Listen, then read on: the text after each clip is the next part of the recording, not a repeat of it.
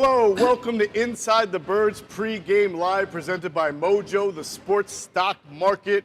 We are here at Rivers Casino and Sportsbook on Delaware Ave, where Philly loves a winner. Happy New Year, everyone. It is 2023. We are ringing in the new year here. Myself, Geoff Mosher, alongside my co-host, Adam Caplan.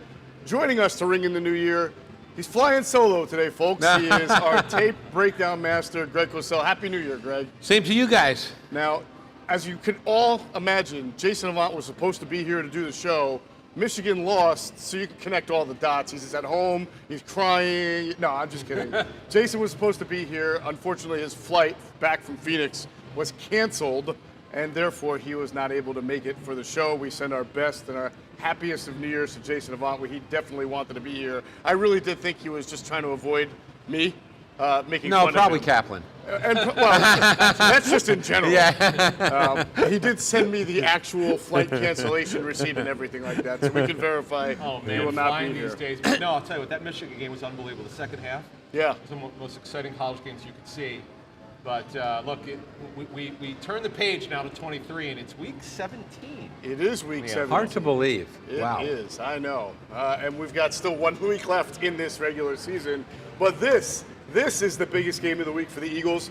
It is the second time in as many weeks that they will try to capture the NFC East and the #1 seed in the NFC. All they need to do today is simply win over the New Orleans Saints, a well below 500 team. Simply win. That's all it. they need to do is Just gotta simply win. win. Simply win. Simply win. Yes. That's all. It's a new phrase. As Yes. Al Davis would say, just win, baby. That's There all you they go. got to do, right? The Birds are coming off their second loss of the season. They lost 40-34 last Christmas Eve in Dallas to the Dallas Cowboys. They fell to 13-2.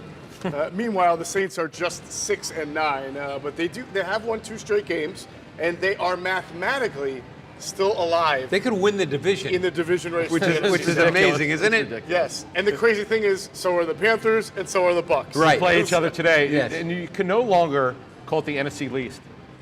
The three of us were talking before Yes. the show started.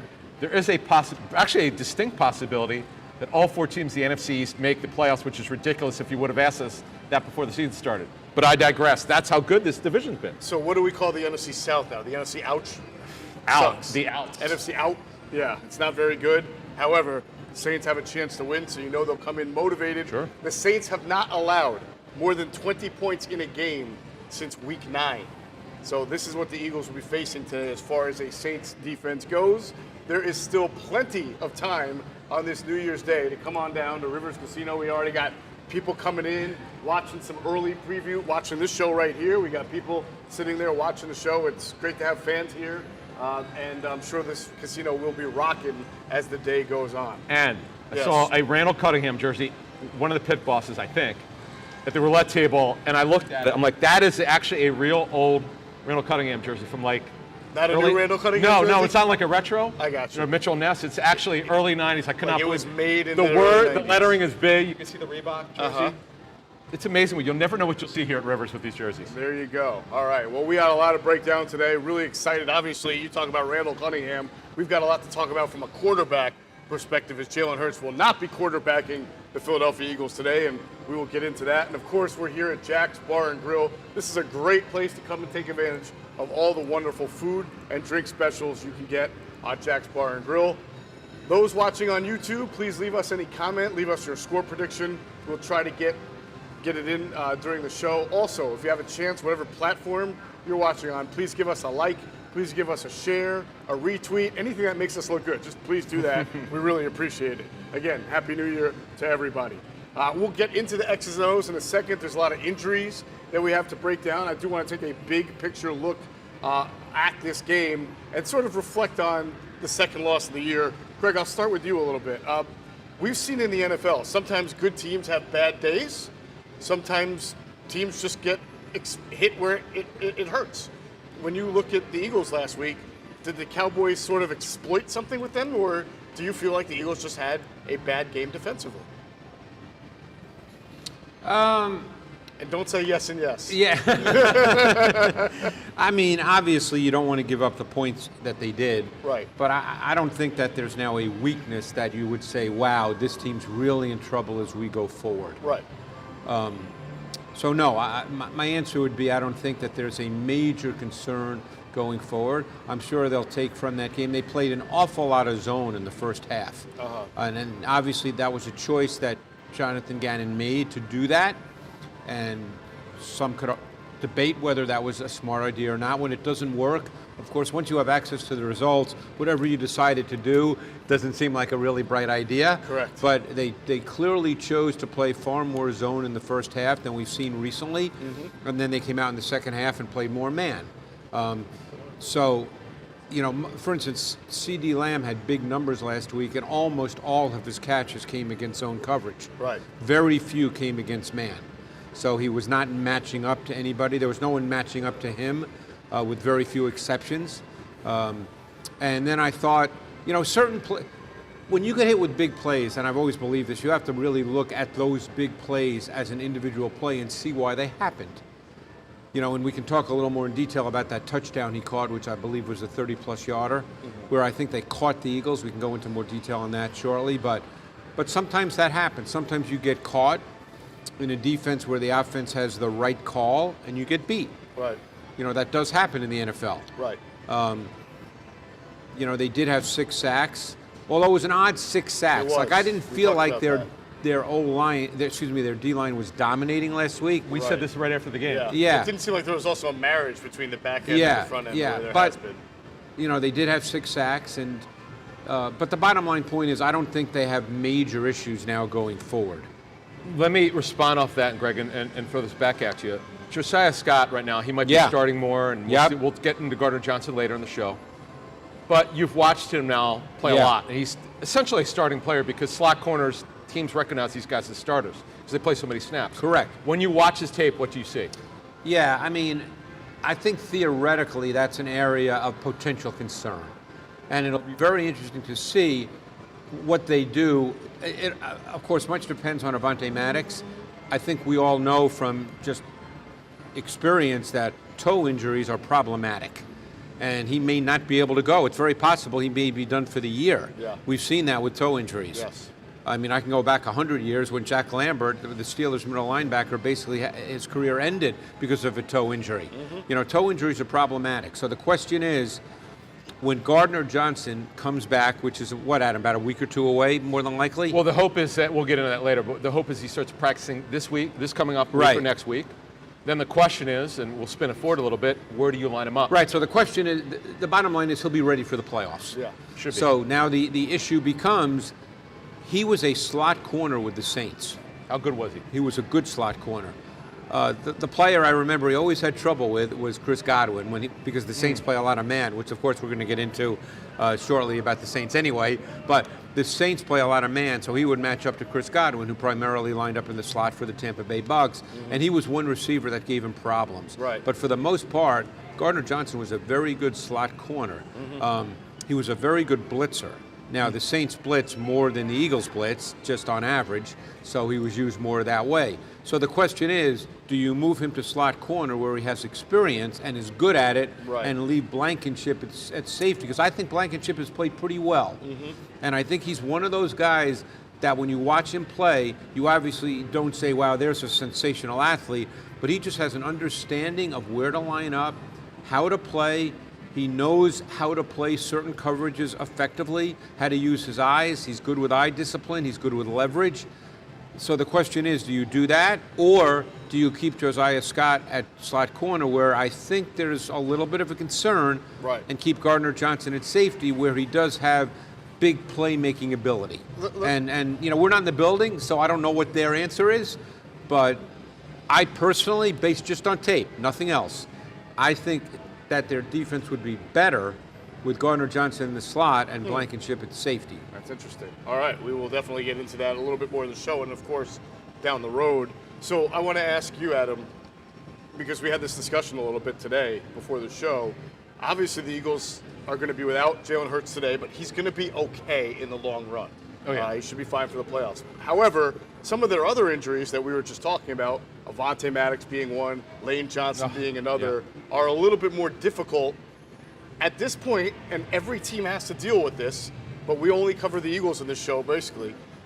Do you see a little bit of a leveling of the playing field? Are the Eagles, who have been so dominant, do you have concern about their Super Bowl viability now as opposed to a week ago when before these major injuries settled in? So what I've learned, if you go back to 17, when Big V had to play left tackle, we had no idea if the guy could do the job. Right. Quite frankly, people go back to the Washington game when Ryan Kerrigan, he just that was his first snap. Yeah, I know, right. But again, through great coaching, you can get away with it. No one can replace Lane Johnson well because he's one of the best tackles in football. Right. We all know that. That's one thing. To me, I'm actually more worried about slot corner. It's a starting position.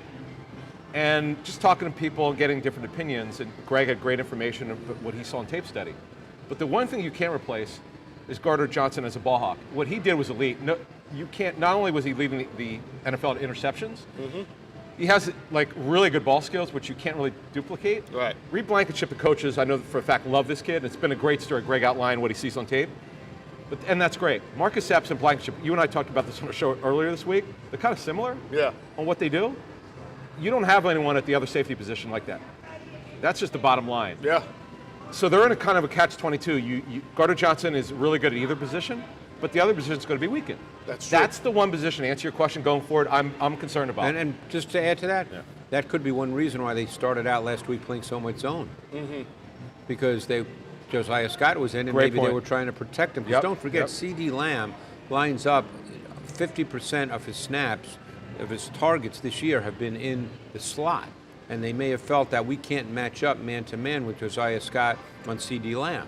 So that's just something as we go forward to consider, that there's all kinds of matchups that, we don't know who they're going to play in the playoffs, obviously, but everything, when you get to the playoffs, everything is totally opponent-specific, maybe even more so than the regular season. Sure. Where it's still opponent-specific if you talk to coaches, but it's much more so in the postseason. Question on that, man versus are they mixing coverages up more? Yeah, they mix. I mean, they're a team that mixes. Gotcha. Yeah, they do that. Because we know last year they were super heavy zone. As the year progressed, they played a lot more man. Did they? Yes. Because overall, their number might have went up, but they were down in the. They were down for the first 7-8 weeks of last season. They were very low in man coverage, and then it started to keep gradually and incrementally going up. Yeah. And it's very clear to me with Steven Nelson now in Houston, this is the defense Gannon wanted to run, and with Gardner Johnson there, and Maddox at slot, was there a better defense you had seen on tape this season? It's certainly got to be up there, right? When everybody was healthy. Yeah, they're a good defense. That Niners defense. Niners defense is probably better. number one. Yeah. Well, the Niners defense was. You could clearly make the argument based on tape that there's not a better nickel linebacking duo in the NFL than Fred Warner and Dre Greenlaw. Yeah. Now there's others that rival it. I don't think, to be honest, I think Edwards and White have played well, but I would not put them in that category. Gotcha. Those guys play like rabid dogs. I think Fred Warner's the best linebacker in football. Yeah. They're incredible. All right, we will get into that. I just want to say, though, the stats speak for themselves as far as which injury or whether or not the Eagles are the same with or without. Clearly when you lose, but the stats without the Eagles without Lane Johnson, and I think which is a big sample size, he's missed a lot of games, are clearly not as good as they are with Lane Johnson. Maybe you want to get into that more at another time. No, this is a big picture stat. But Adam brought that up, and I don't think we can kind of disregard that. No, not at all. I mean, I'm not studying O-linemen snap after snap the way others do, like the Duke Manyweathers and the Brandon Thorns guys who do an unbelievable job with offensive line play. So I'm certainly not going to put myself in their category. Right. But just watching tape every week, I'd be hard-pressed to find two better offensive linemen in the league than Trent Williams and Lane Johnson. I'm talking about overall. Overall, absolutely. So that is not a small loss. That's elite. That's basically they're the two best players in football on the offensive line. Like I said, I'm not studying like some other guys do. Yeah. But hey, look, we'll get an idea today. The Saints team is not very good, but this defense is good, and so they'll get tested. And we'll talk more about that because, Dennis Allen is a coach I've gotten to know over the years. I was down in New Orleans this offseason and spent time talking to Dennis Allen. And one question I always ask, and I'll give you, we'll do a little tease here. We like that. We like that. Every time I talk to coaches in the offseason, whether they're offense or defense, if it's an offensive coach, I always ask them, who are the 3 defensive coaches who give you the most trouble? And if it's a defensive coach, I always say, who are the 3 offensive coaches and we'll get it. We'll just tease that. All right, Yeah. sounds like a great tease. Let's get into these injuries. As we already mentioned and as we reported, Jalen Hurts will not play today. It'll be Gardner Minshew's second straight start. Jalen Hurts is still dealing with the shoulder sprain. Now, people, when you think of shoulder, right, you think like shoulder's kind of a big area here. Right. But as we understand it with Jalen Hurts, he's getting better. You saw him going out to practice, but it was always from the start, not just the SC joint, but also part of the collarbone that was part of the injury here. And that's kind of more clavicle area. Some people think shoulder, but it's really this part of your body, which is sort of the joint of one area and another area. If you fall on that or it gets crushed, then obviously you can make it worse. So Which is obviously what the happened Eagles when he got hurt. Yeah, that's how he got hurt. It actually got pinned, as we understand it, as someone I've who learned knows more about this it. year, from Doc Flynn about particular injuries Oh, than yeah. anything. The shoulder. I didn't know there were so many joints in the shoulder. Yes. Quarterback, look, that's a common AC joint or shoulder injuries are typical for quarterbacks. So the good thing is, which we talked about Wednesday, is that the hope was he'd be able to work. He did, and now he's tested it. Yes. Now it's just a matter of, and this will be more of a discussion if they win this week. What do they do? Do they play him or not play him next week? Because you really don't want him to go with like 5 or 6 weeks without playing. Right. Or at least testing it. Right. But that's going to be an interesting discussion. That's actually a good discussion to have, because that will mean they actually won today. Yes, that's why it's sort of essential for the Eagles to win today and not have to play a game in which they have to play all their starters the last week of the season when they don't want to have to do Banged that. up as they are. As banged up as they are, which brings us to our next big injury that we were talking about, right tackle Lane Johnson. He is out today. He'll be out for the rest of the regular season. It's our understanding he has it's the adductor tendon in his abdomen. Now, the adductor tendon connects your groin with the inside of your leg. So, again, it's not just one area, it's theoretically two. That sounds painful. It sounds very painful. It does. Just getting that, I get stretched every once in a while. Yeah. Man. I could feel it. I wince when I hear it being discussed. Just that you want to keep loose It if you're sounds someone like, likes by to. the way, it sounds like a pretty bad injury. It is. Yeah. In fact, Jeff, as you and I know, we were discussing, it may be one thing for him to want to play. Can he last? Right, that's the other thing. So that's the big part of the discussion Yeah. that Adam and I have had with people who have either had similar injuries or dealt with people who have had that kind of, who know they need surgery down the road, is that right now he's dealing with a tear of the tendon, not a full tear. However, you risk fully tearing it. You can tear it off of your pelvis, which is an even longer injury. And then not only that, it's not just a pain tolerance thing. When Lane Johnson is able to take the field the next time he plays in the playoffs, from what we understand, his movement, his lateral movement, Will the be way compromised? everything that he does will be compromised. Now, he's a gutty guy, and it's not about It's not him about not being one. tough. It's not about one. It's of about course, it's literally right. about your range of motion Right, and what you're right. able to do when you're there. On that, we'd like to find out, this is the next thing we're trying to find out is, because we have a pretty good idea about this injury, but we want to know, can you take a shot? Can you take Toradol? Can you do that? Right. For it? I don't know. And how, you have to be careful with these things. Yeah. Because it eventually will wear off. So it's a shame, man. It's a shame, because remember, he hurt it previously before he tore it. Remember, he was listed on the injury report just with an abdominal injury, took some treatment, was able to play, and then he tore the tendon off. So Right. that's Right. bad. So just to make this clear for everybody watching, based on who we've spoken to about this, the two biggest questions are not, the question is not, can he go out there and play?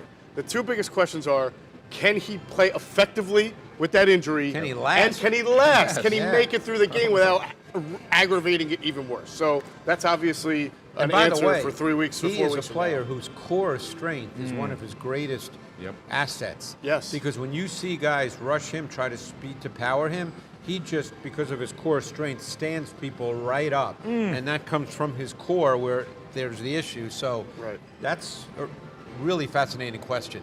Yes.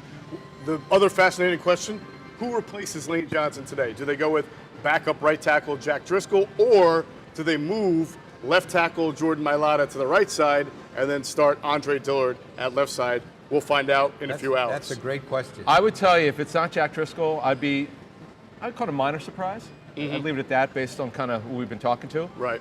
But just know this, whatever they do today could have impact for the playoffs, because you want to get these guys work today. next week potentially. Also during the bye week when you're just getting your bye week practicing, because they will practice during the bye week. It's rare for teams to have a full week off just studying this. Yeah. We're doing some advanced work on bye weeks. Teams usually practice. They'll give them Monday, Tuesday, maybe Wednesday off, practice Thursday and Friday. Have them off for the week and then practice late on Monday, then go through the full practice on Wednesday if they play a Sunday game. But spinning this forward here, whoever's going to be that tackle, you want to get them the reps now and don't change it.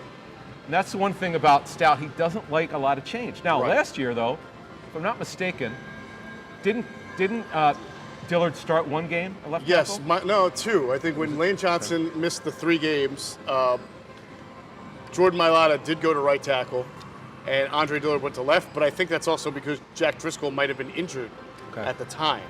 So we'd have to go back and check. Another question is to how they see their strongest unit. Just like we were talking about the secondary, how do they see in the building their strongest 5? Right. And they leave it to Stoutland to do it. Now, I know there are going to be some people that say your 2 best players are Mailata and Dillard. Now, I say that was a first-round pick. Yeah. Here's your wonderful opportunity to play this guy. This is why he's on the team. That's my point. Yeah. It's also why they would you didn't do that? trade him. Right. Yes. Right. Yes. They had opportunities to do They so, did. correct? No, they did. We put it out there more than once. It was like 3 or 4 teams were in on it, and this is why you do it. This is why the Eagles are in the place that they are, because they have great depth. Right. It's a good problem to have. To me, this is not a question of talent, right? If it's just about talent, you play Dillard at left, Mailata at right, because those are your 2 most talented players. But as we've seen with the offensive line, experience and comfort sometimes supersede talent. Andre Dillard is not comfortable playing right tackle. He is not a talented nor is Mailata, right tackle. by the way. And I was about to is that bring that right? up. How Jordan so? struggled last year so? when he had to play You know, right it's the tackle. same issue. It's what happened with Penei Sewell, Adam, when he came out of Oregon, and of course he sat out the COVID year, but he was a left tackle. And then in his rookie year, he played right tackle, and he had all kinds of problems with his footwork. And because it's different. You know, you're on the other side, so it's different. And Mailata has struggled with it. Don't forget, Mailata did not grow up playing left tackle. Right. You know, he doesn't have any 10 tackle. years of experience playing left tackle. Or football. Or football. So we had to learn from a technique and fundamental standpoint how to play left tackle and everything that goes with that. On the other side, everything is different.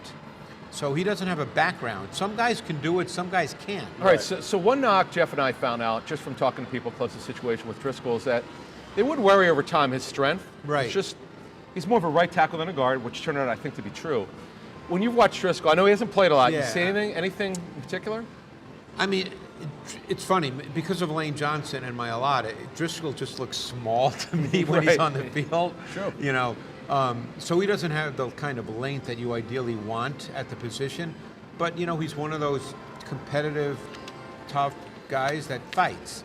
You know, I don't think I think the reason he's not going to be an NFL starter really in his career, unless he would go to another team that is not good on the O-line, is he's just, quite honestly, not quite good enough to be an NFL starter. Right. But if the Eagles decide that he's going to be the right tackle, what will be interesting to see, and we may never really know this, just because it's hard to know this watching tape, is any kind of adjustments, because they'd be very subtle. Any kind of adjustments they would make in how they play offense. Do they keep Goddard in more, which Well, they that's don't the really want to do? Yeah, but that wouldn't be subtle. If all of a sudden you start on 3rd down, let's say, seeing a lot more chips or formations where the tight end is attached on Driscoll's side. Yeah. You know, those are things you can see. Yeah. All right, well, a lot of questions that remain to be answered at that spot. It's a big one. We talked about Avonte Maddox. He's out for the foreseeable future. We already reported on Inside the Birds in the past week that his toe involves a fracture and some tendon issue as well. It's a nasty toe injury. The interesting thing is the Eagles have not put him on injured reserve and open up a spot, so it makes you wonder if they think that he'll be able to recover in time. But the vibe we've got speaking to different people is it's a pretty nasty toe injury. And it's going to take a little bit. Look, here's the thing, though. Now, just to extrapolate this, because they did not put him on IR by 4 o'clock yesterday. Right. If they put him on IR tomorrow, he can't play in the playoffs. Why? It's 4 games. Yeah. It's not weeks, it's games. Yeah, the playoffs, yeah. right. So I don't. They obviously have better information than we do, so they must think he could potentially return for the Super Bowl. Obviously, if they make it that far. Right. All right. Well, they are holding a spot for him on the roster right now. He's on the 53. Now, it could have eased the transition maybe to no Maddox by having Chauncey Gardner back. He would have been eligible to play today had he been activated into the 21-day practice window and practice earlier this week. He was never activated. People have asked us this on Twitter. What about CJ? What about CJ? Oh. He was never activated into the practice window, so he remains, for now, on injured reserve. But that could be Yeah, I do believe, based on what we'd heard this past week, it looks like he should be able to practice either this coming week or the week after. Now, the question is, he's been out for a long time. Even if they put him in the 21-day window, do you really want to play him in this game coming up? Now, the different thing is, if they lose today, maybe a different story. Yeah. But first, you have to, whenever he practices, you have to see what his condition is like. right. And then, as we just discussed earlier, where are you playing him? Great point. They got a lot of things going on there. Great question. Way more than they had, because this is the thing about this season. They've had a good injury situation up to a couple weeks ago. They haven't had a lot of decisions to make. Now they got a bunch. Right. And they're all pretty important. Right. Well, the good news for the Eagles today, running back Miles Sanders, wide receiver A.J. Brown, defensive tackles Jordan Davis and Linval Joseph, all of them who missed some form of practice this week are able to play and are expected to go. Yeah, Jordan Davis with a concussion, because more often than not, if a guy suffers a concussion on Sunday, he didn't play the next week, he's good. Yeah. He got cleared actually on Friday. And Linval Jordan Joseph Davis. played 36 snaps last week. He did. He was on the field a 36 ton. How does he snaps. look, Greg? I think he looks good.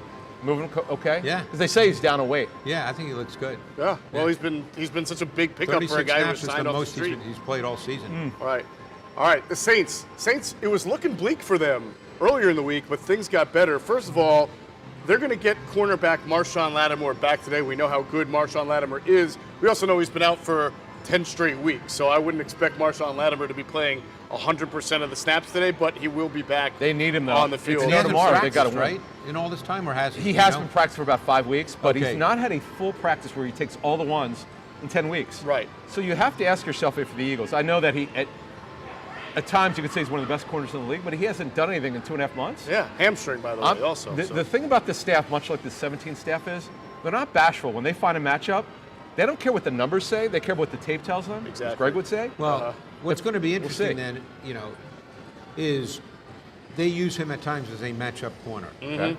They have not been playing that way with him out. They've been playing Paulson Adebo at right corner, and the rookie Alante Taylor at left corner. Right. So the question now is, if Lattimore plays meaningful snaps today, will he match up to A.J. Brown? Because we've seen him in the past match up to Mike Evans and follow him. One of the best and matchups One of the in best the NFL. matchups. And obviously Lattimore has done that throughout his career. Right. He's that kind of corner. Wow. I mean, he's a terrific corner when healthy. I mean, you have to wonder about the conditioning of a guy who's missed 10 weeks from a hamstring. No question. Yeah. So, Yeah. but that is a question about today's game, which we're not going to know the answer until they start the game. But Lattimore, if he was healthy, I would say that I'd feel very good about saying that he would match up to A.J. Brown. What do you like so much about him when he's healthy playing man? He's physical, he's competitive, he has really loose hips. He can do some things in terms of change of direction for a guy that size, because he's got good size that a lot of guys cannot Their corners, do. by the way, very good size. They don't have any small guys. No, they do not. Yeah. And his change of direction and lateral agility and quickness is really, really high level. Yeah. And he's very physical. Yes, absolutely. All right. Also, good news for the Saints. Their running back, Alvin Kamara, who did not play against the Eagles last year and had missed some time, personal reasons, earlier in this week. He's expected to play for the Saints, as is right tackle Ryan Ramczyk, who had also missed some time earlier this week from an illness. Wide receiver Chris Olave, also now expected to play. He had been questionable with a hamstring. And backup safety Justin Evans, who was questionable, I believe is expected to play. We'll see. He's actually questionable. important because Marcus May is out. Marcus May is out with a shoulder injury. Critically important. He started last week. Yeah. Yes. Not only that, Justin Evans, we forget, was actually a starter for the Bucs for a while, but he kept getting hurt, and they had enough, so they let him go. And he's worked his way up. He was actually out of football for a little bit. He's revived his career. He's a It's been good fascinating story. guy, because when he came out of Texas A&M, there were people who thought this guy was the prototypical safety. Big, fast, could Yep. run, Yep. could hit. And again, I don't know why it hasn't worked, but I just remember studying his tape at A&M, and I remember talking to people thinking this guy is prototypical, and obviously it hasn't quite worked out, but he has a definite place with the Saints right now. All right. Well, he's going to need to play because Marcus May is out. Out. And also out is left guard Andrus Peat. So that's two significant starters that the Saints will be missing today. So will that be Calvin Throckmorton? Throckmorton, My favorite yeah, name, yeah. Calvin Throckmorton. And Greg, as you pointed out to me earlier this week, they play so much 6 offensive linemen. Former Eagle great, okay, it's a little bit of a stretch. Josh Andrews is that extra lineman. It is. He had a lot of snaps last Well, week. He had 41. In the last 3 games, and we'll talk about what this means, but in their last 3 games, 33% of their offensive snaps. Think about that. 1 out of every 3 has been with 6 offensive linemen. Ooh. That is a ridiculous number. Josh Andrews was Sounds that like guy. they're playing a game called Hide the. We'll get into that a little bit later. Not All throwing right. a lot, that's for sure. Running back Dwayne Washington also out for the Saints. He's today. important because he and Zach Bond, who's on IR, they're 2 of their best special teams players. Yeah, So that's we'll see. Boston Scott's been a good kickoff returner. he has been. All right, let's get into this matchup. Start to crack the knuckles. Get ready to go. This banged up Eagles team that we just talked about has a chance to clinch the NFC East and the top seed in the conference with a win today, but it'll have to come with Gardner Minshew starting. Now, Minshew threw 2 interceptions last week against Dallas. The second one, very costly. We'll get into that, obviously. But he also threw for 355 yards and threw 2 touchdowns. And in general, guys, the Eagles had 442 total yards of offense, and they averaged 6.5 yards per play. Both of those were better than Dallas. So Greg. G. G. I mean, if there is we know about the 4 turnovers. We know it was rough, but there were some questions going in. How would Minshew do? How would the offense be without Jalen Hurts? The statistics say that offensively they move the ball pretty well. Based on what I saw on social media, though, they would have put up 80 points if Jalen played. Well, Adam did say that, by the way. He said No, 50. I just think Dallas's defense has not been playing well lately. They have not. And they came out just like we said they would. They would not spare any expense. They would be aggressive. They were. Right. I thought they moved the ball very well. Greg, would you not agree with that? I would agree. You know, if you want to talk about Minshew individually, Yep. Yeah. I thought Minshew played well overall. I think Minshew is a quick processor. I think he knows where to go with the football. He's obviously does not have a big arm. I actually, just as an aside before I continue, I loved how they started the game. I love the second play of the game was a slant to Brown versus Diggs. Because everybody knows what Diggs is. He's a keyer and a cluer, and he loves to jump routes. So what was the very next play? Sluggo. That was great. I loved it. That's beautiful coaching. Beautiful coaching. Now Minshew, and I think one of the things that always can get him in trouble is Minshew tends to drift off the midline. So when quarterbacks drop back, you want them to drop straight back, okay? Because number one, that helps the O-line because they know where the quarterback's going to be, and your protection is set based on that. Obviously, we're talking about straight drop back stuff or play action where the quarterback just drops straight back, not boot.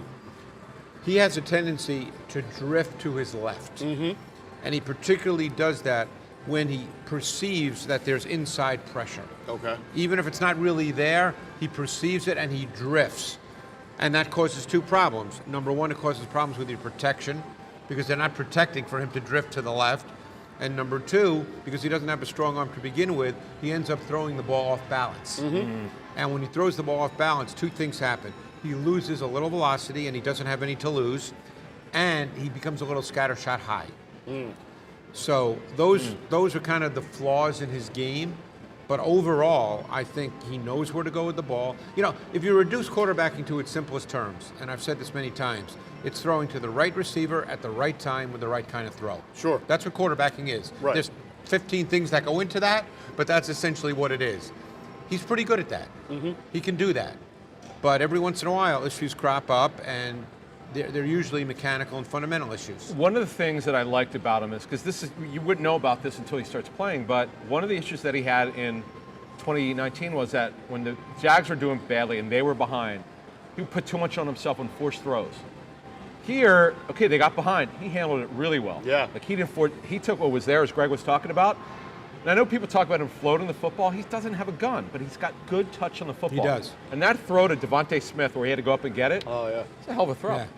Yeah. So what is your understanding of this week of practice for Minshew? Because obviously Jalen Hurts came back. They were seeing if he was going to be able to play. It sounded like the first team reps were either... It was Gardner Minshew. It was mostly Minshew? Yes. Yeah. Yes. They knew it going in. This was let's get Jalen Hurts on the field. Let's let him test it. Right. He rehabbed it last week. He took a big step this week. This is what we had said on our You show. mean Jalen took a big step? Yeah, this is a big step to be able to go out there and test. Be able to throw the ball, Remember, yeah. we said Wednesday, tomorrow's the big day. If he doesn't throw tomorrow, forget about it's not even about playing. It's just he's just not there yet. Right. He went out and threw Thursday. That was great, and he's closer now, so Yeah. that's good. And hopefully everything goes well with him next week.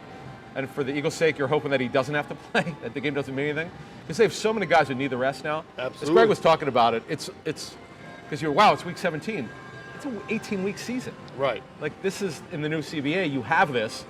This is what players feared, and you'd rather have your bye a little bit later in the season, not like week 6 or 7 like the Eagles had. Yes, absolutely.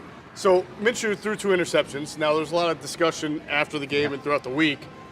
How much of it is on him? How much of it is on the receiver? I believe both came when he was targeting Quez Watkins. Believe it or not, Jeff, I have an opinion on that. I was just I don't believe it. I didn't even write you into the script for that. Let's go. Break it down. To be honest with you, I didn't think either one was really on him. Okay. I thought the first one that Watkins has to attack that football because he actually threw it away from Jaron Curse. Mm-hmm. He saw Curse, and Curse was on Watkins' left, and he threw it to Watkins' right. Okay. Okay, now if you're a Cowboys fan, you say Curse made a great play. Now, I'm not saying the ball should have been complete, but it should not have been intercepted. Uh-huh. Now, the second one was a slant route. Yes. Now, I think that throw could have been better. That's the one I thought you could put on Minshew. Okay. Because I don't think that was a precisely accurate throw for a slant route. A slant route, he put it a little too far out in front, but I also think that Watkins should have done a better job of at least preventing an interception. Sure. I don't think either throw, to be honest, was the kind of throw where you said, what's he doing? Let's go back to the first one. Yeah. Because Trying to a see if I different made a angle note shows on it. that Jaron Curse might have been hanging on He might have Quez been. Watkins' back. Yep. That See, I it might have think been DPI. The other one, I think, it depends who you speak with. Everybody that we talked to this week seems to have a different opinion. Yeah. Like Greg said, he did put it out there to get him, for him to get it, but he might have put it out just a little bit too far. That was the second one. That's right, the second but one, to be yeah. honest with you, that's what you're supposed to do as a quarterback. Yeah. Because you want him to go get it. Yeah, you're this trying is to one lead thing him. that Hurts has done a phenomenal job this year. Is getting it away from the DB and get it only where the pass target can get it. Right. But look, I have no problem with the way he played. And the other thing is we worried about a little bit because he had a problem with fumbles in 2019. Minshew, Yeah. ball security was pretty good, and he also took some hits in this game. Yeah, he did. Greg, going back to the first one also, Yeah. did you in your notes think that there was a different receiver that could have been targeted on that play? Yeah, I was looking for my notes, and maybe I didn't mark that one down. But I thought just rewatching Yeah. that maybe Devontae Smith was running like sort of like a yeah, and sometimes it's tough to know, to be honest. What the call is, and what they want his progression to be. right. Right. Watkins was sitting right in front of him, and it's very possible he just didn't get a clear picture with other things. And because they have the sit route, which a lot of teams do, by the way, is they'll put a sit route right in front of the quarterback. Yep. Because it's right in his vision. So if he doesn't get a clear picture of anything else, got it that right guy's there. right in front of him. Sure. So, but yeah, I didn't make a note of every detail of that one. Whereas I made more on the second one to Sure. Bland. But- Sure. What is your level of concern with the Eagles' sudden rash of turnovers? All right, so I took a look at this because I know a lot of people have a problem with it. They only had 2 through 7 weeks, which is incredible. 2 giveaways through That's 7 it. weeks. That's That's it. It's incredible. And no fumbles. I think those were and- both interceptions. And 15 since then. Yeah. 15. And they had 3 games of 3 or more, which Yeah. is. Here's the thing, though. If you go through them, I'm not trying to make excuses. I'm just looking at them. Sure. The Washington game was when Goddard got hit illegally, Yeah. by the way. Right. The Watkins, he falls down, he gets up. It's like, okay, you didn't see the guy, he poked it out. It's sort of a fluky Yeah. turnover. And then the safety made a great interception too in that game on the ball, deep ball to AJ Brown. They've had some. Okay, now, but Over the the two shoulder. AJ Brown fumbles are on him. Yeah. You can't relax when you're over the middle. When you just have to have better awareness. Right. Now Sanders has cured his fumbling problem for a while. Now it's happened. Mm-hmm. Boston Scott one. I would say the ball security thing, and as you know, because you and I have been in practice, you might have seen it over the summer. They are maniacal about ball security with the boxing glove on the stick. They really practice the hell out of this thing. Yes, they do. It's just they're human beings. This can't continue. But to answer your question, am I concerned about it? A little bit with the fumbling. Right. The ball, because what Sanders did is he relaxed last week. He made one move, and when he got to the left, you could see he didn't have it high and tight until he moved to the right. It was too late. Right. So you have to do a little bit better with it. So I'm not, and by the way, Hurts is phenomenal about not turning it over. Right. And you have, the good thing that you have with these two quarterbacks is they're coached well. With some head coaches who come from the defensive side of football, like Mike Zimmer, they browbeat their quarterbacks so badly not to turn the ball over, they're not going to be aggressive. These coaches here are not like that. Right. Well, it helps that they're from offense, but they want these guys to be aggressive. It's not, quarterbacks are not the problem. It's the running backs a little bit with ball security. Yeah, I think one thing needs to be said, though, just getting back to Minshew. Yep. Because I made this note, and there's an integrity credibility issue here, so I have to say this. Okay. At the end of the game, when they had that drive, and obviously they ran out of downs, they had the third and fourth down play. Minshew, I think, may have had a touchdown to Goddard on the deep over on 3rd and 10 with less than 30 seconds remaining. But he broke down in the pocket too soon, okay? Then on 4th down... What do you mean by broke down? What do you mean by that?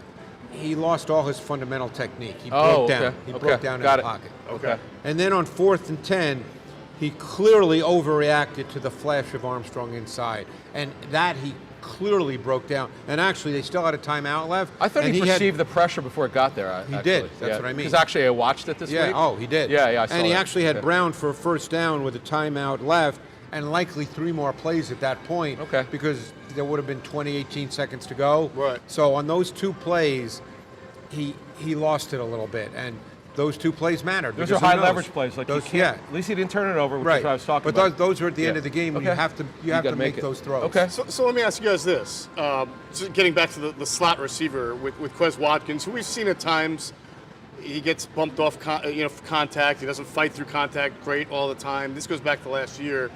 The Eagles have a guy in Zach Pascal who is very reliable, very strong, probably better at dealing with contact, but he's almost never on the field. And Which is interesting to me. I wonder if you think that they've gotten so shot play enamored and heavy that they sort of forget about the guy who doesn't give you much explosion but catches the ball. And I thought about that this week, believe it or not. And, Zach Pascal, when he was in Indy, he was catching 42, 46, those kinds of balls. Yeah. He's big, he's physical, he catches the ball, he knows how to run routes, he can work the middle of the field. It's hard to answer your question exactly if they've gotten too shot play heavy because we're not, we don't know how they plan during the week. Right. But I've been surprised that Pascal's snaps have dropped significantly because I think he's a really good short to intermediate chain moving type receiver. Yeah. And obviously as the year has progressed with Jalen, he's become way more confident throwing the deep ball. He has developed a tremendous chemistry with A.J. Brown on the deep balls. Yep. Devonta Smith is obviously a high-level receiver. Yeah. But I think every team almost needs that kind of Pascal receiver. Yeah. See, Quez Watkins is not your typical Jason Avant possession receiver. No, it's called like it is from third down. He's sort of It's called miscast like it as a is. slot receiver. Okay? Exactly. He's a vertical slot. Right. Zach Pascal, you and I saw him at OTAs when we were like, is that Zach Pascal? He's really built, Greg. Oh, he's big. He's a strong guy at 6'1", and a half. There's absolutely no reason why he can't be that possession receiver on third down. Yeah. Doesn't need to get everyone, obviously. Right. But if there's slot plays to be made, why wouldn't he get it? That's something that coaches could do a better job with. Even in games they won and taking nothing away from, Jalen Hurts was throwing the deep ball exceptionally One of the well best, right? over the last 4 or 5 weeks. That's not even in question.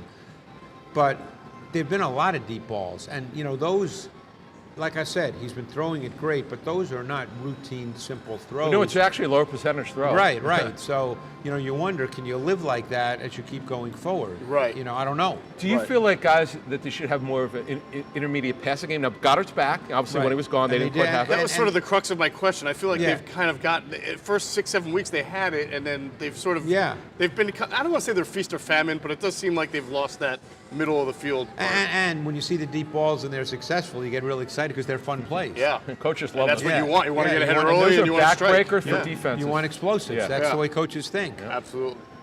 All right, well, shot plays, we know the Eagles like to take them. They may be a little bit more difficult to come by today as the Eagles will face a Saints defense and secondary that's been very impressive against the pass this year. They rank second in the NFL, allowing just 190.4 yards per game through the air, just 5.8 per pass, which is fourth in the league. They've also allowed only 16 passing touchdowns, which is tied for third fewest in the NFL.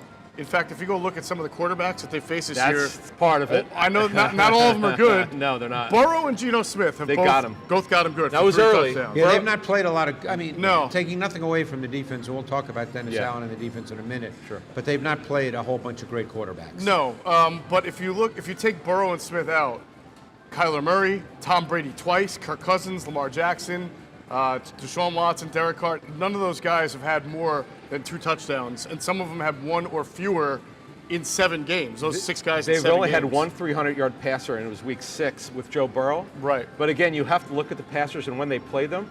Like if you play the Vikings earlier in the season, they were trying to figure things out. Eagles shut them down. Right. Kirk Cousins is playing maybe the best ball of his career, depending on who you speak with. Yeah. I know they're very happy with him in Minnesota. Yeah. So, no, I look. Greg just talked about the 2 young corners. They're pretty talented. Yeah. We'll see what happens with Lattimore today and how he looks. But we were right. We thought they'd come out throwing like crazy. We just know even if the game was closer out, which it was, I don't think nothing would change the Eagles' mind. They were going to come out throwing last week. Right. I don't think that changes this week. I don't either, but I'm curious, Greg, if they want to do that. Why have the Saints been so good in general, besides the fact that maybe they haven't faced the great, but look, Tom Brady is still a good quarterback. He's not having a great year. They're not a very good passing team. Kirk Cousins, they are not. No. But they played well. So getting back to what I said earlier, when I've asked offensive coordinators and offensive coaches who are the toughest defensive coaches to play against, Dennis Allen's name always comes up. Right. And Dennis Allen does a lot of things from a front standpoint, and pretty much all offense starts with front structure. Okay, that's how offenses sort of start. What's the front structure? What are the front mechanics? Then they go to the coverage. What's the coverage structure? What are the coverage mechanics? So when you play the Saints, you get a lot of different looks from from the defensive front, and you've got to handle those looks. Right. And then when you get into passing situations, this is a team that plays a lot of dime. They play with 6 defensive backs, but they keep 2 linebackers on the field, so they play 3-2-6 dime. Wow, okay. Okay? Which not a lot of teams play, and the Right. key to that is Demario Davis.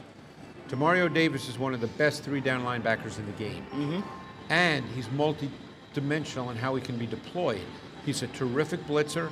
He can cover. He can play in space. He can play sideline to sideline. And when they're in their dime with 2 linebackers, and now the second linebacker is now Caden Ellis. It was Ellis Pete is Werner, but he got hurt, and Ellis has done such a good job in that 3-2-6 that they're keeping him as the 3-2-6 linebacker. So the Eagles have at least 1 Ellis. Luther's son is with the Eagles. He's the son with the Eagles and the Saints. Right. Right. And they are really multiple with their fronts in their dime. So this is going to be an interesting test for Minshew because he's going to see pressure appear, and Minshew does have that tendency to perceive it when it's not really there. Right. And Dennis Allen will know that, and they're going to show him a lot of looks, and Minshew's going to have to be a little careful here, a little stable in the pocket, not uneven, and not react to just a flash of color, because he's going to get flashes of color. Question, do they line up Cam Jordan just on one side, or do they move him? Mostly on the left side of the defense, but not 100%. So Davenport over right tackle? normally lines, yes. Okay. Which is a good point. And Davenport normally lines up on the right side. Okay. Over left tackle. Over left tackle. Really interesting. And Davenport, his game is speed to power. Yeah. And Jordan can pretty much do anything. Right. Do they ever line up either of those guys inside? Yes, at times. At times. Okay. Wow. They're very multiple in their that's looks. a lot. That is a lot. And in the secondary, and now that Minshew is absolutely playing, they are a big man team in the secondary, and they play a lot of 2-man, where they match up to all 5 with 2 deep safeties, but it's very blurry. And I had this conversation with Dennis Allen this summer. They're the 2-man and kind of cover 1 robber, where one of the safeties kind of shows inside. Yeah. It's very blurry. They caught Brady with it last year in Week 8, where he threw an interception late in the game to P.J. Williams, and Brady clearly didn't read it that way. Hey, by the way, the spread dropped from 6.5 to 5.5. Listen to what he just. Yeah. I mean, See, because if Hurts was interesting. playing, they might not play as much man for obvious reasons. But with Minshew, who's not going anywhere, not that he's immobile, but you're not really worried about him breaking your back with Listen, nobody's happier to see Gardner Minshew today instead of Hurts than DeMario Davis, because last year, as good as Davis was, Hurts beat him to the edges about 3 or 4 times. Yeah, That were really Hurts killer. can do that. Yeah. But so they're a difficult defense to play against. Sure. Now, do they blitz a lot, Greg? I thought I remember Dennis Allen being a linebacker blitz guy. It comes down to your definition of blitz. What they'll Okay. do is Green they'll dog. rush 4 a lot, but it'll be someone who is not a D lineman. Right. So whatever, people categorize that in different ways. They stunt. They do stunt. Ooh. There Man. is he. He's. I thought it may be somebody else, but green dog. Like if your Well, running back's gonna. a green dog is when you're playing man. And by the way, Davis is really good at that. So Right. let's say they're playing man, Right. and Davis has the back. Right. And the back's offset. Right. And the back stays into pass protect, which we'll see if the Eagles have to do that with Driscoll, if Right. he's the right tackle. Right. If they choose to do that, and let's say it's Sanders or Gainwell stays in, that means that Davis, because now his man responsibility is in the backfield, he just goes. He's a green dog. He adds in as a pass rusher. So I and know that's- some teams that's will, called a green dog. If you will intentionally put your running back out on a route just to keep that guy from blitzing. Of course. And we'll see if But maybe you have the to Eagles feel try- comfortable with yeah, your you pass gotta feel protection. comfortable, or it's got to be a quick. It's got it right. Right. So we'll see how the Eagles try This to is a counteract pretty big that challenge. today. Way more than I anticipated. Huge. The Eagles did get Dallas Goedert back last week. And He's really good, by the Yeah, way. newsflash, Breaking news. Dallas Goedert's good. And he looked good, right? Yeah, he looked good. 3 catches for 67 All yards. over 20 yards. Yeah, that and one one of where those he went was up. one catch. Yeah. And then you had the combination of A.J. Brown and Devontae Smith going for 14 catches for And 216 Devontae yards. Smith, his body control is really kind We of... wanted to, all right, so we take emails, questions for our newsletter, and one guy asked a great question. What makes Devontae Smith so good, Greg, when you watch his tape? Devontae Smith can do a couple of things that are really hard to do given his body type, and in some ways he's like Justin Jefferson in that regard. They're both long-legged, but they have an ability to cut without having to really slow down. That's really hard to do when you're long-legged. Right. Normally you think about shorter, squatter guys who have a lower center of gravity being able to do that. Even running backs, think of like Barry Sanders being 5'8" and the way he could cut. Oh. Whereas longer, taller guys normally can't break like that. But Devontae Smith is 6 feet, 6'1", and he can break without really having to slow down his stride. And that makes him really difficult. So he can eat up the cushion on a corner, particularly an off-coverage corner, and he does not have to slow down to break. And the other thing is just what I mentioned, the body control. His body control is He can remarkable. tort ridiculously well. He's so smooth. Oh, he was like he was in the Matrix with some of those catches in the middle of the air and just. The thing that worried teams, we knew he was going to be a first-round pick, was you wondered if he'd hold up. Yeah. For guys as skinny as he is. And he is And really he takes skinny. contact. I cannot He believe takes how shots and gets up. knock And on by the wood, way, he that gets was up. legit. It's always easy now that we've seen him play in the league, and he gained 1,000 yards this year, and he's clearly very, very good. But it was a legitimate question when a guy's 160 pounds. Yeah. It's a legitimate question. Yep. That was discussed in draft rooms Right. without Physically, question. whether he could hold up. Yeah. And he has so And far. by the way, he's not a burner. He never ran the 40 Right. at the combine. He did, Right. because he's not a burner. No. But as you mentioned, his precision, his route, and his ability to climb a wall for a guy that Yep, skinny, yep. is that pretty catch uncanny. against Washington where he went up and Oh, got it God, and hit yeah. the ground and his back. His pretty play remarkable. speed is probably better than his time speed. Yes. Because he looks fast on tape. My guess is if he had run a 40, he probably would have been in the 4.5 range. He wouldn't have been a 4.38 guy. Maybe But mid 4.4s. Yeah, maybe. But let me ask you this: did you see him run a lot of 9 routes at Alabama? Did you see him go deep? He ran vertical routes. I'm thinking he ran more overs Okay, as gotcha. opposed to straight Yeah, yeah, verticals. yeah. Right. Okay. But no, his play speed's very good. Says I just wonder at this point, other than getting stronger physically, what is there left for? He's so good. But he's not. He's never going to be 190. His body's not going to handle what, it. like Right. Deshaun, he really, I know he probably only weighed 170, 172 last couple of years, but he developed his lower body. Right. And you're right, you never know how much these guys go away. You just want, as they get older, to get stronger. Right. But his game is so advanced for a second-year player, you just wonder how much better he's so good right now. Did he make the Pro Bowl? I can't even remember. No. Okay, but No. you could have said he should have. Who's that? Devontae. Oh, yeah. You could have argued that he should have, but he did Yeah. not. He made it as an alternate. I Okay, believe. but he's really Yeah. good. Yeah. So here's the thing with these 3 guys. Now that Dallas Goedert is back, Yep. and it's The big It's a 3. good problem to have, but it's also worth discussing because you brought up. You said when Dallas Goedert comes back, he needs to be a big part of the offense, but you can't forget about Devontae Smith. And Smith has sort of been on a roll since Goddard's been out. Now Goddard comes back. It's funny. The first couple of series, he doesn't get a target. I'm like, here we go again. Yeah, and it then did all seem of a that sudden, way. the floodgates open, and they didn't stop throwing it to him. It's almost like someone tapped Steichen on the shoulder. Hey, dude, don't forget about 6. Yeah. Then he was unstoppable. We had some fun, Greg, on our radio show on The Fanatic on Monday night going through teams that have had 2,000-yard receivers and a 1,000-yard tight end, or a third 1,000-yard receiver. Not many. There's not No, many. we went back There's only last 35 years. one team The that's Chargers had, did. You got it. Chargers with Winslow, Jefferson, and Joyner. Joyner, exactly. Yeah. Right. And the last team to have 3 receivers that each went over 1,000 Would yards. that be 3 the pass Lions? catchers would be it would be the Falcons? Arizona Cardinals of the Larry Fitzgerald, Steve Breston, and Anquan Bolden. Steve Preston, that was the one that floored me. Jason Avant's Yeah. former teammate. Yes. But I wonder if the Lions did too that year. Was that what? Herman Moore, Pep Herman, And I don't think they were on the No, list. maybe We have not the yet. list of all the Okay. teams. The Colts before that was Reggie Wayne, Marvin Harrison, and Brandon Stokely, which Adam got. Right. Yeah. Now, understand this, though. Goddard, had he not gotten hurt, was on pace for 1,025 yards. Yeah. Greg, when you watch, we haven't talked about Goddard in a while because he'd been hurt. I know you don't do rankings. That's not what I'm going to ask you. You've watched him since he was a rookie in 18. You see him now. Is he kind of where you thought he would be? Yes. How so? I like Goddard a lot. Well, first of all, Goddard is really athletic. Really athletic.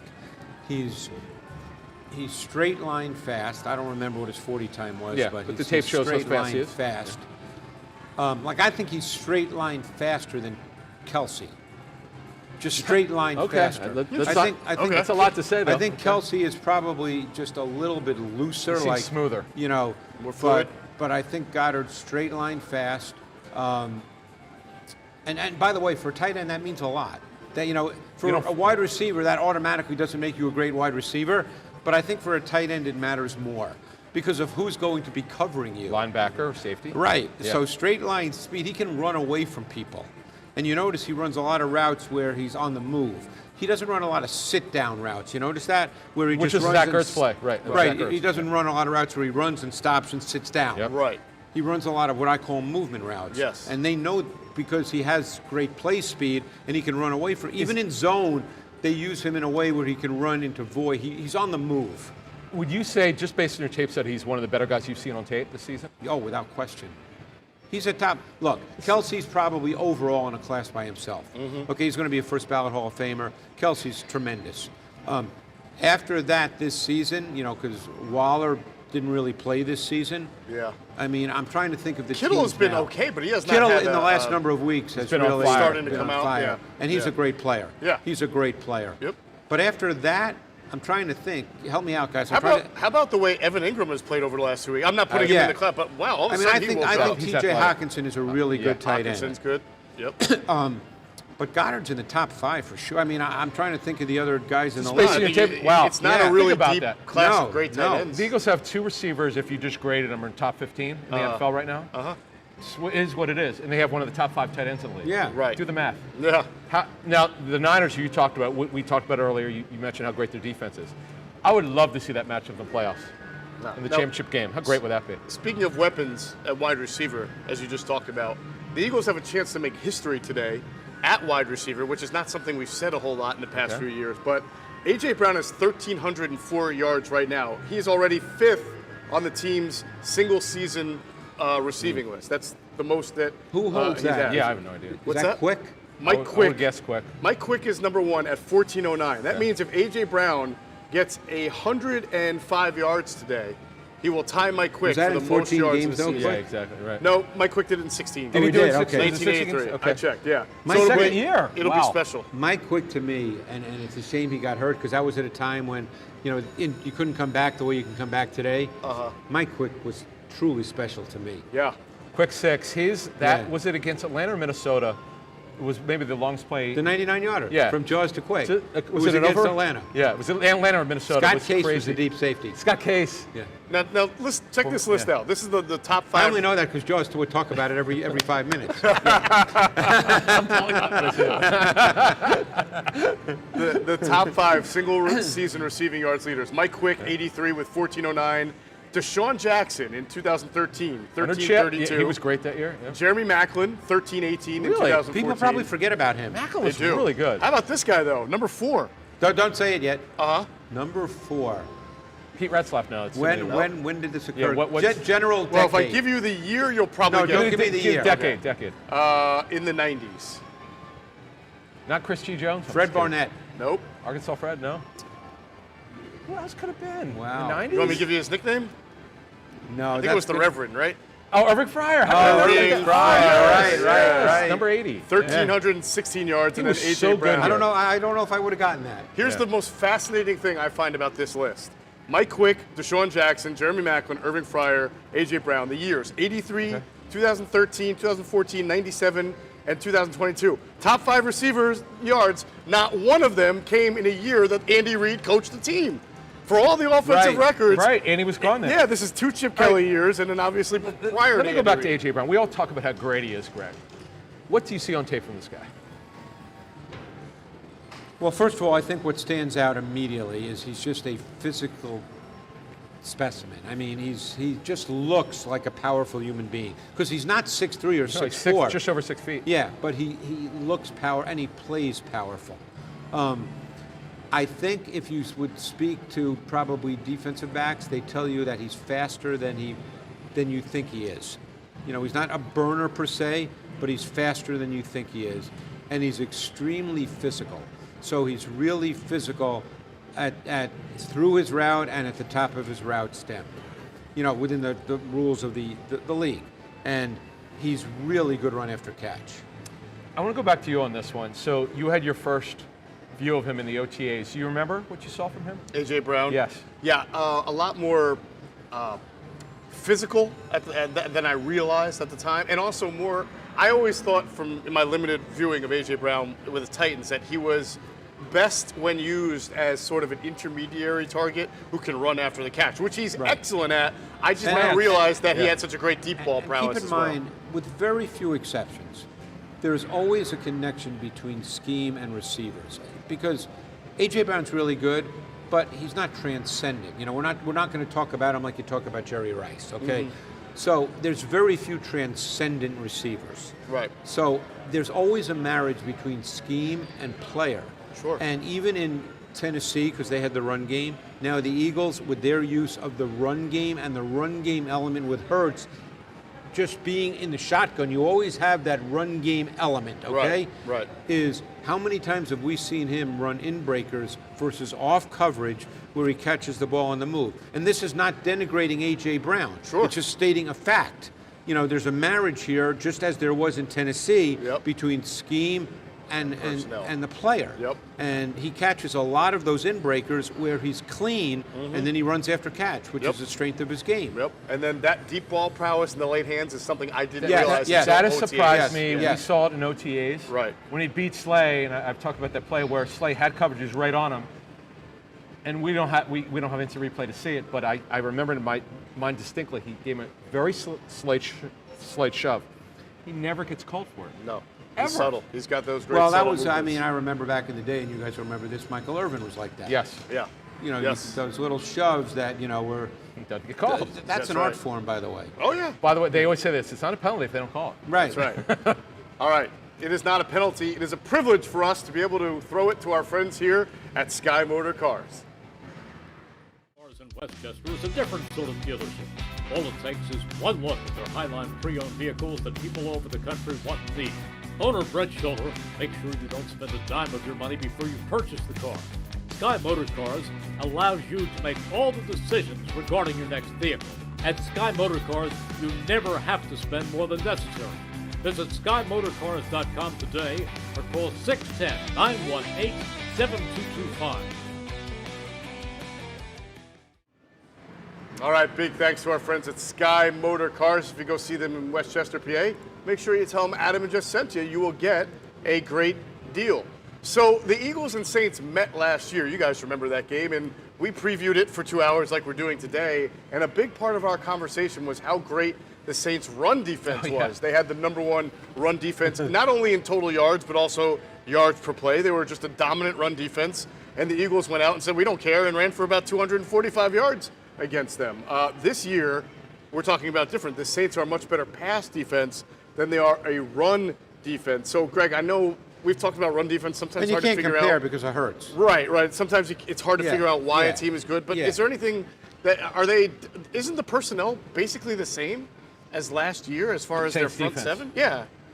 For the most part, yeah. So they're just not as good against the run. Maybe it's who you and play. I don't I know. haven't studied each player individually, but I mean they're essentially the same. Pete Werner is the starter this year, whereas it was mostly Quan Alexander last year. Right. And Warner has come back recently. He was hurt for a couple games, but I think watching tape that he's played really, really well. Yeah. But no, their run defense has not been quite as good this year. Right. I don't, to be honest, and I'm not going to make it up, I don't have a great answer for that. Okay, that's fair, because I really want to focus on this Eagles running offense. Right. Because last year, we're going back to last year again, we harped on the fact that no matter what the Eagles were going to look like from a health standpoint, they were a two-man running game. It was either Miles Sanders and somebody else, or when he was out, it was Gainwell and Scott, and if one was out, or Jordan Howard.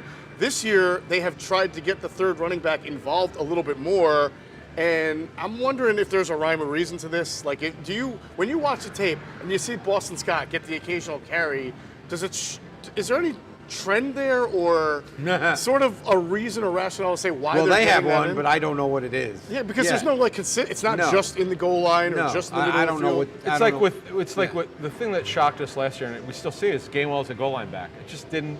It's not what he was at Memphis. Memphis, right. In fact, Greg outlined very well how great he was as a receiver. Now, I know one thing is because we saw this in training camp. And more or less, they started not trusting Gainwell a little bit based on he got chucked out of a practice. He got taken off the field because he admonished, struggled yeah. in Cleveland. Yeah. So you were wondering what would his role be, because we were all expecting to be expanded.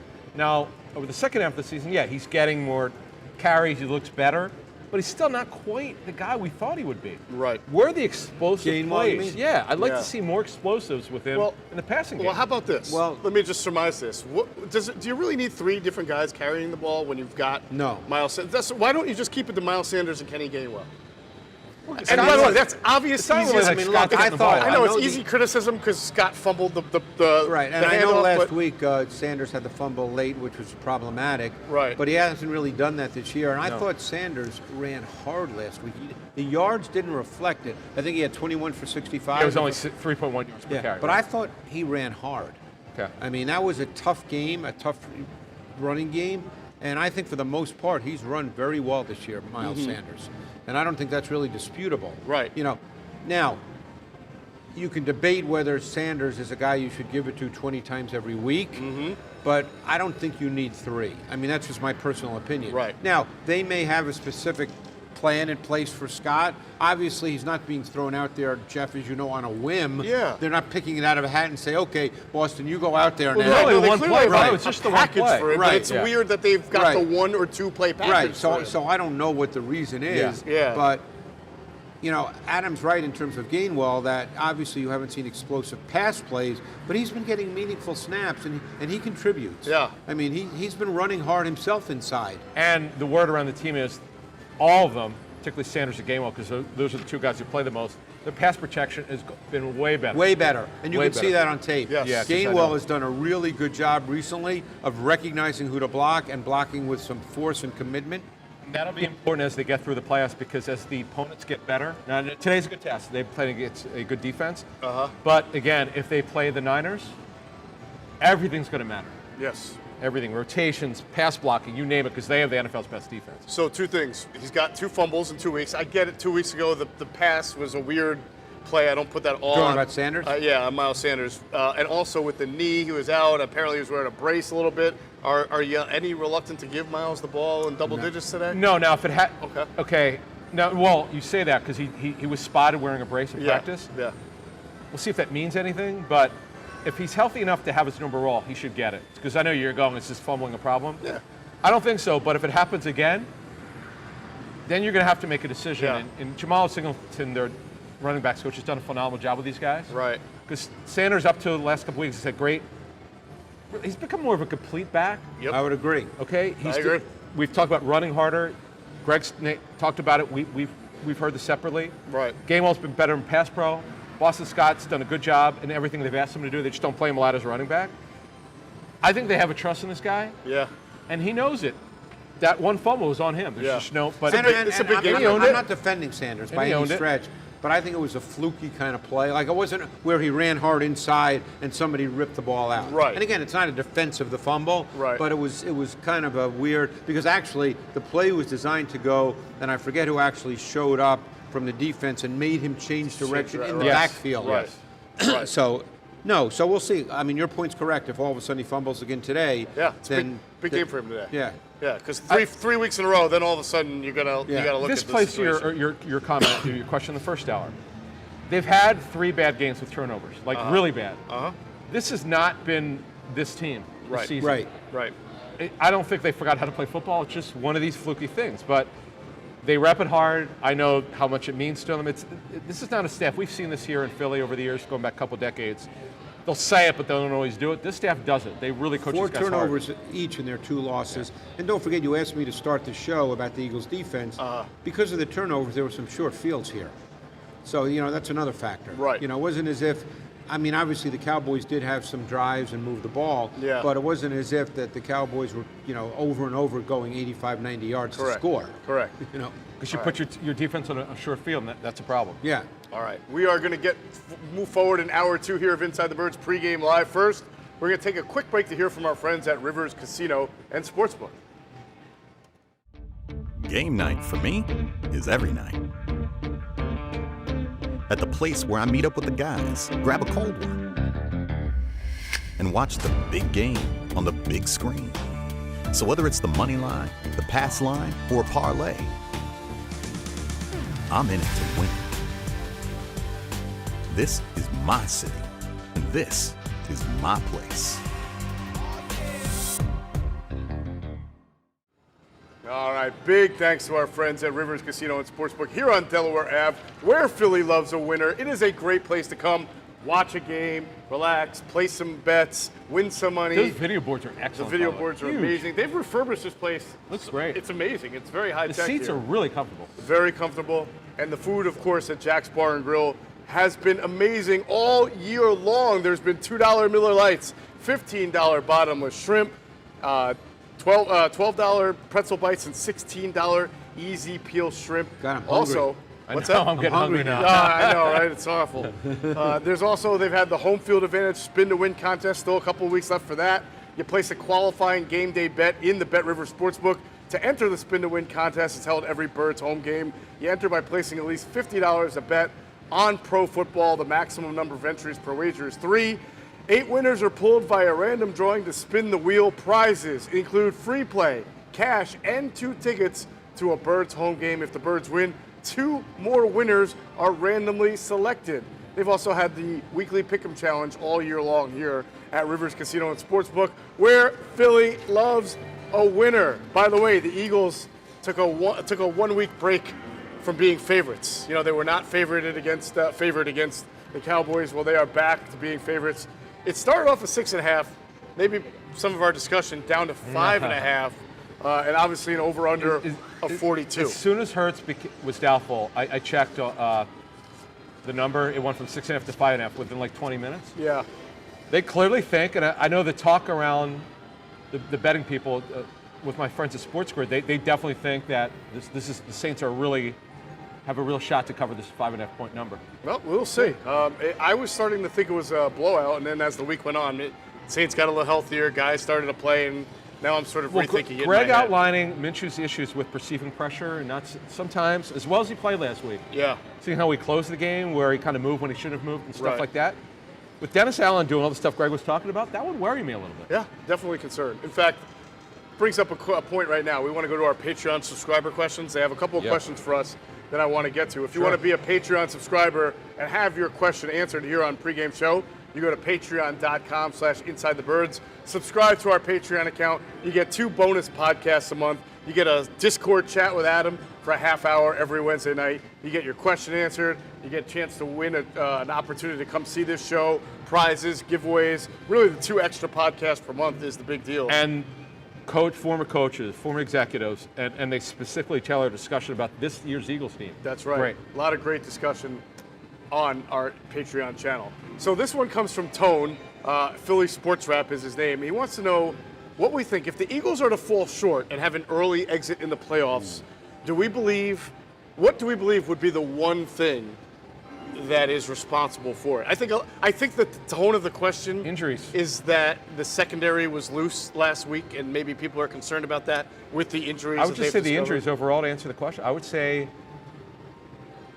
injuries. That levels the playing field for everybody. The secondary is the one right now. Now Gardner Johnson's going to be back, but they're still going to have a weakness at somewhere because he can't play two positions. Right. So one of them is going to be weakened. I would think would just be injuries.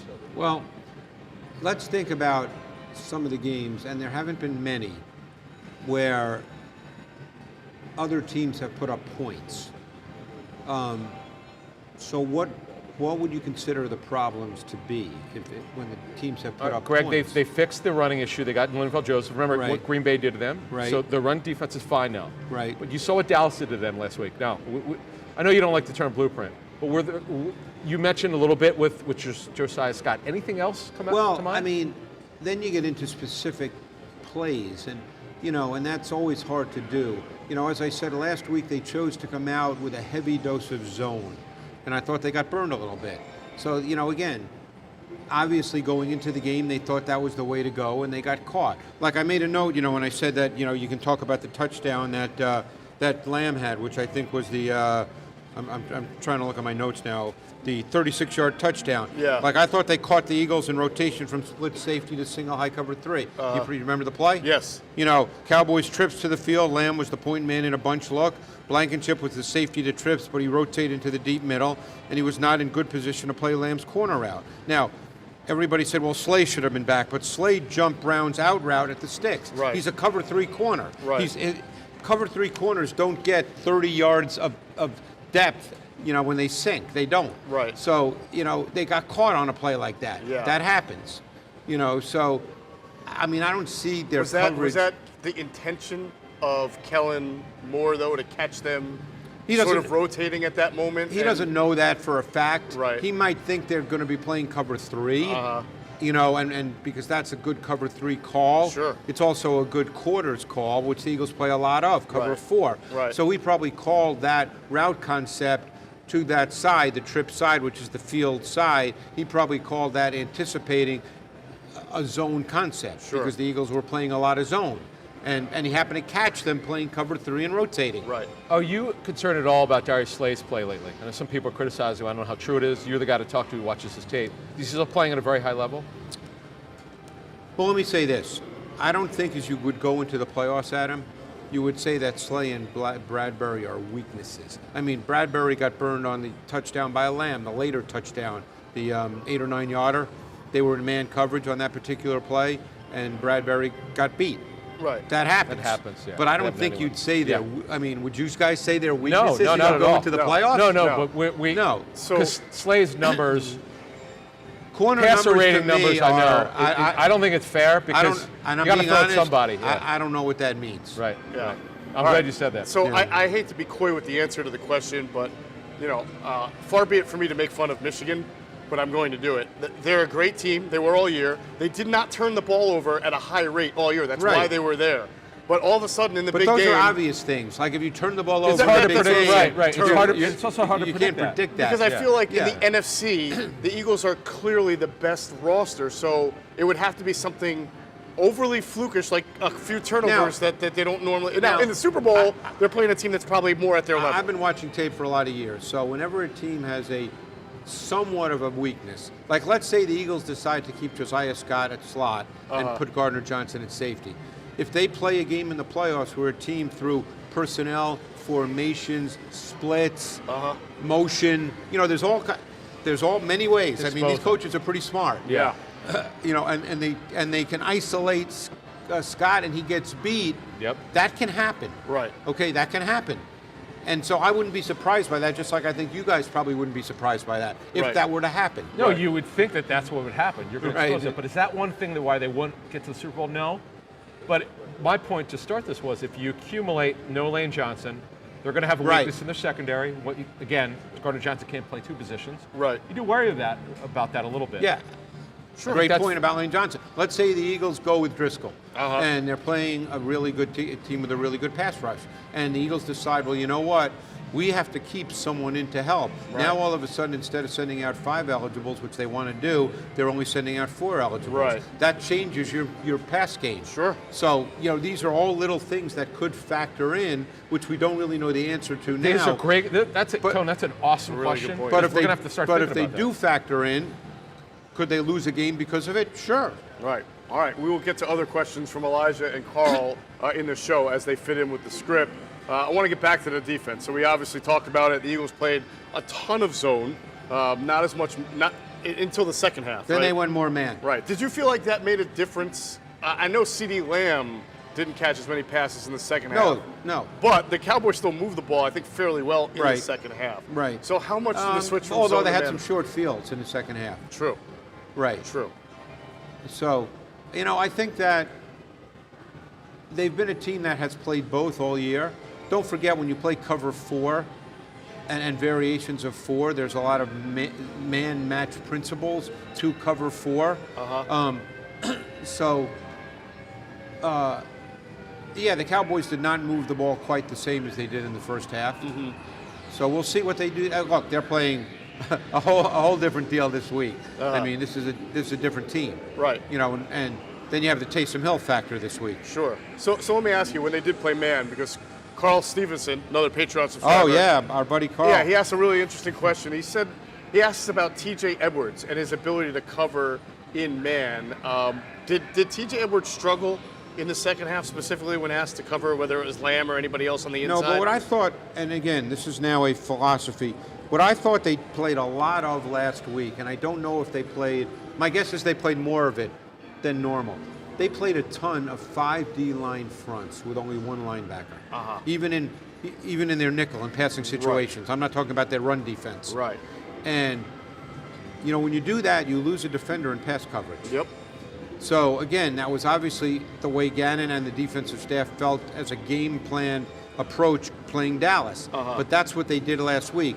They did not play as much 4-2 nickel. They played a ton of 5-1 nickel. And what do you think the intent of that was? That's a great question. Maybe pass rush, because when you rush 5, you're getting one-on-one matchups. And maybe they felt they could win some of those matchups and really impact that. They did at times, but overall, unfortunately, it didn't work.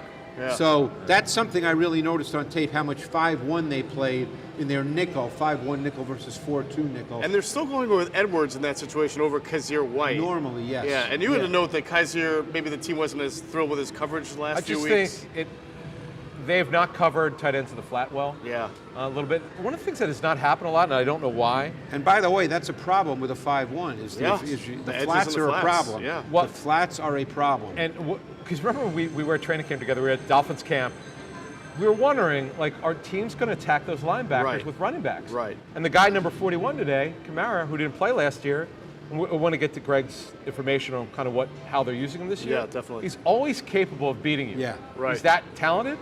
That if I'm Pete Carmichael, their offense coordinator, took over Sean Payton calling plays, you got to do that. Right. Because that's one way, and they don't move the ball very well. That's one way to beat the Eagles. And what about the idea of giving free releases? I mean, that seems to be a constant criticism of Gannon when they lose, that there were maybe a little bit too many a little too much off coverage. It seemed a little bit too easy last week. It did seem like there was some pitch and catch going on for a little bit of that game, Greg. Did you feel that? Yeah, I mean, I think that the whole off coverage versus press is kind of one of those, a lot of teams play off coverage. I mean, that's not something that just the Eagles do. Sure. You have to decide.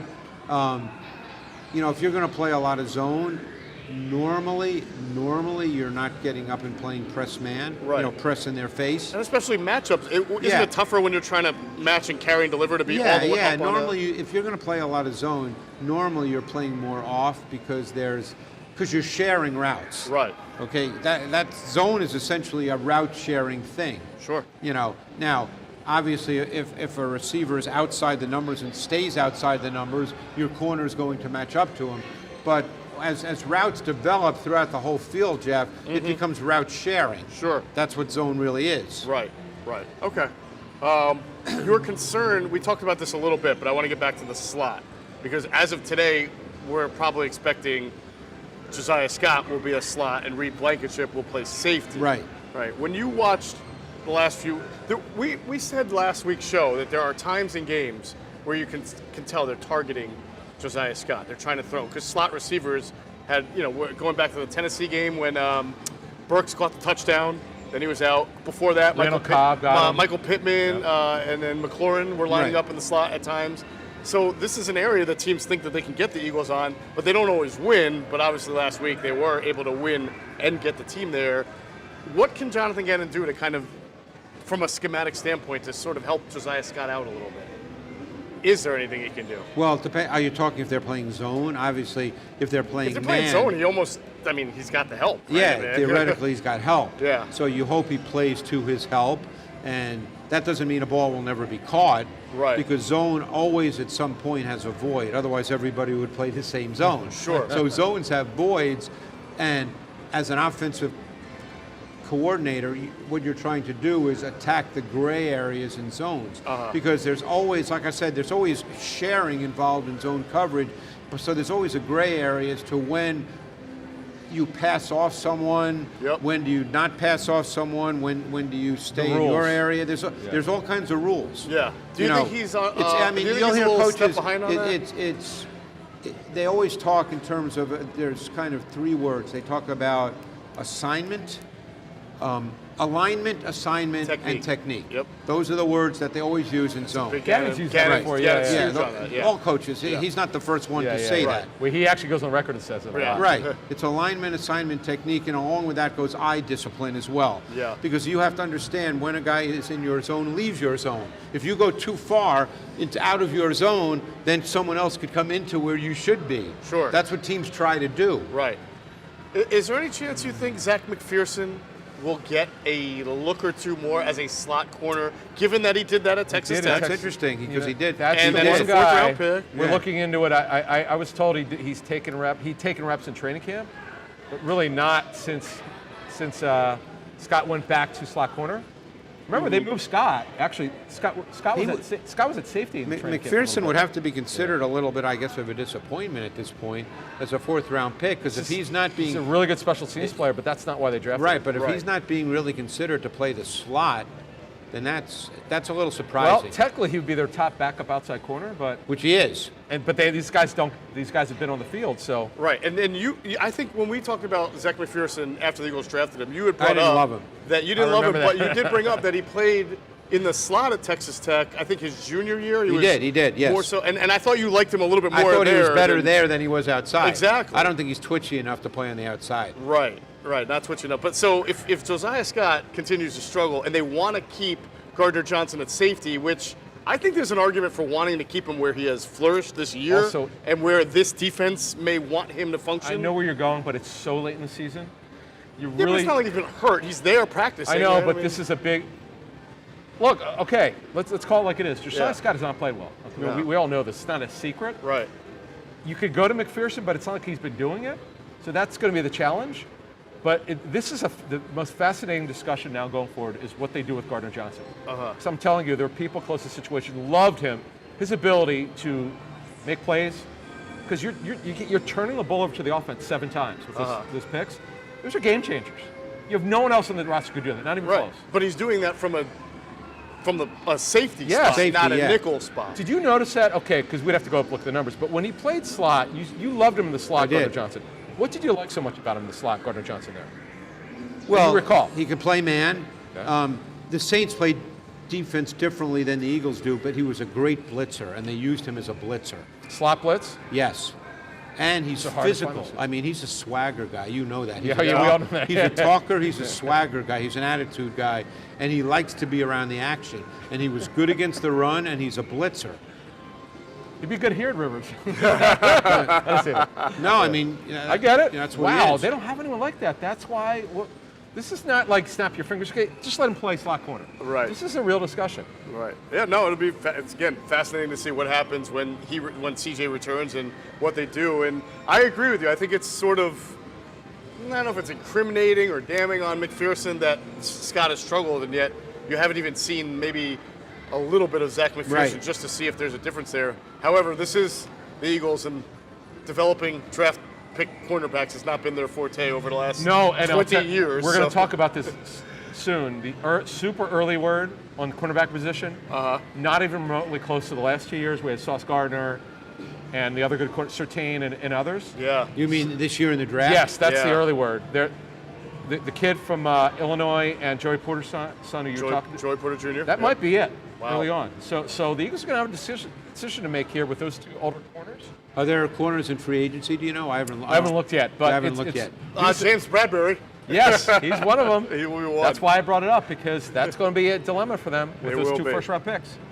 All right, let's check out our friends, if you will, at PHLSportsNation.com. They're enhancing the fans' experience with their coverage of all Philadelphia sports teams. For the fan, by the fan is their motto. That's PHLSportsNation.com and on Twitter at PHLSportsNation. Inactives should be out shortly. When they come, we will have them to you as soon as Not they yet. come out. Yep, not yet. So let's talk about this Saints offense that the Eagles defense we just talked about will be facing today. Last year, the Saints came in with Trevor Siemian starting. This year, it is the backup bowl yet again. They are on Andy Dalton, who's really their starter. He's been their starter for quite a while, but he did not enter the season as their starter. We know Dalton versus Minshew today. Dalton, in the last 12 games, he's 5-7 as a starter. Lattimore is officially active with Olave. Go ahead. Lattimore and Chris Olave are officially Who's inactive active for the them? Saints. Haven't got him yet. Okay. Those two are out. All right. So we also know Andy Dalton has only thrown one or fewer touchdowns in 8 of those 11 starts, and the Saints are only averaging 20 points per game, and that's 23rd in the NFL. I want to ask you this first and foremost. The difference in this offense, this Saints offense, with Pete Carmichael calling the plays, as opposed to when Sean Payton was the head coach, how different does it look? Even though Carmichael was Very under fair question. Yeah, Sean Payton. I mean, that's all, because the I know that's like a 3-hour show, The but- results are not good, so it's easy to say Carmichael's not doing a good job. Right. But I actually think, watching their tape, that they do some good things in their pass game. I think that they've struggled at the receiver position. They thought they'd have a great receiver position Right. because they thought it was going to be Thomas, Landry, and Olave. Yeah. And Thomas just played a little bit. Landry's been in and out of the lineup. Olave's had a nice rookie year, but he's also missed some time. Yeah. So I thought they probably thought, and they thought it was going to be Jameis Winston. When I was there in the spring, Jameis Winston was the guy. Right. And I have no idea what happened there. Man, they really yanked the plug on him. Yeah, I know he got hurt. He got hurt. but He I had know, a back but fracture, yeah. but he's mad. He's like, I lost my job because I got hurt. And it's funny, though, talking to someone who's still with the Saints, said they loved Jameis behind the scenes last year. The staff fell in love with him. Players loved him, his leadership. He didn't get his job back. And Andy Dalton, Greg, I mean, what is it? Has he really been that good? No, but he's a Just professional okay? quarterback. I mean, he knows where to go with the ball. He can read stuff out. I think they do a pretty good job with their route concepts versus zone. They've not been able to have a consistent run game. Kamara's been in and out of the lineup as well. They've just not, I always feel watching Kamara that he always seems to be one step away from a big play, but it's not happening. Right. And as I mentioned early in the first hour of our show, the last 3 weeks, they have played 33% of their offensive snaps with 6 offensive linemen. Right. And that is, again, they have a reason for that. Power formation. yeah. I don't know the reason for that. I really don't. But that really limits what you can do offensively. Sure. I mean, it sounds like they're playing hide the quarterback when you have Yeah. the They're reining it in. Yeah. Okay, Eagles inactives. All right. The ones we knew about: Hurts, Maddox, and Lane Johnson. Trey Sermon, of course. Janoris Robinson, who could be playing next week if the Eagles get the bye. If they get the bye. Yeah. And Sua Peta once again. So Just Ian Book 6. is the second quarterback. Yes. By the way, crazy question. If Josiah Scott gets hurt, who is the backup slot? I guess it's Zach McPherson. It would have to be. Who else It would they have to be. Well, they didn't sign. They didn't take the opportunity, No, as they we didn't. mentioned, to put They- Maddox on IR and sign Andre Chachere, who is out of elevation. That's right. We So- thought they might do that, but they Now did they not. could do it going forward. Yeah. And I think you had the note that once we get to the playoffs, the elevations reset. They You still reset get 3, and they're right? unlimited. You Oh, get, they're no, unlimited. you get Oh, they're unlimited. unlimited. Yeah, Oh, you can okay. play in there. Great. As Russ Wilson would say, unlimited. Okay, that's All good.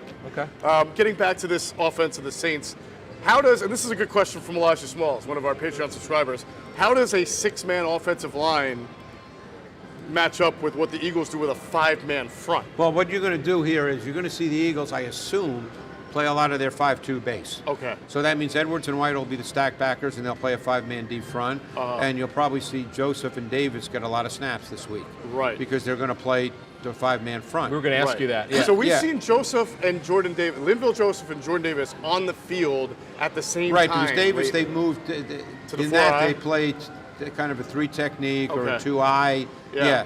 So I think you'll see that. And how's that working out for Jordan Davis as a? Well, he hasn't done a ton of it, but they've done it. From what you've seen, though, Yeah, is it any? They've done it.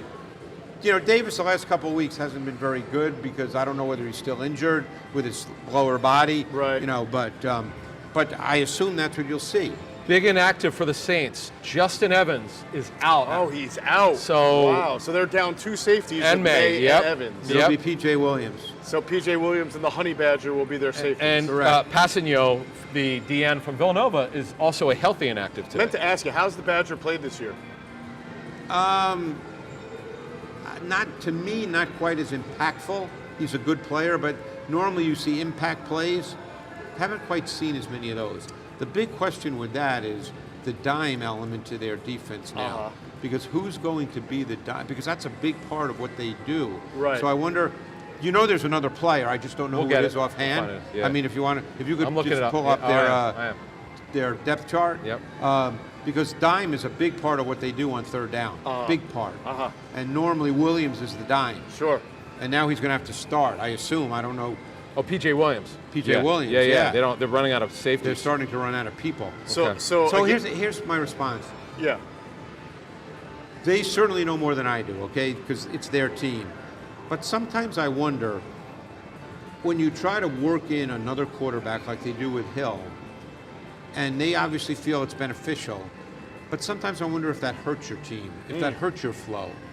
Because, you know, when Hill plays, he throws the ball on occasion. 2 weeks ago against the Falcons, he hit Shaheed for a long touchdown, and he can get over the top of the defense. Right. But more often than not, when Hill's in the game, there's a run involved. Yeah. Some kind of quarterback run, counter read, you know, draw, some kind of run. You know, so They don't use him as much as they used to, No, right? He's but- like 1 or 2 passes a game, maybe, and a yeah, couple runs. but he runs. Right. But he runs. Right.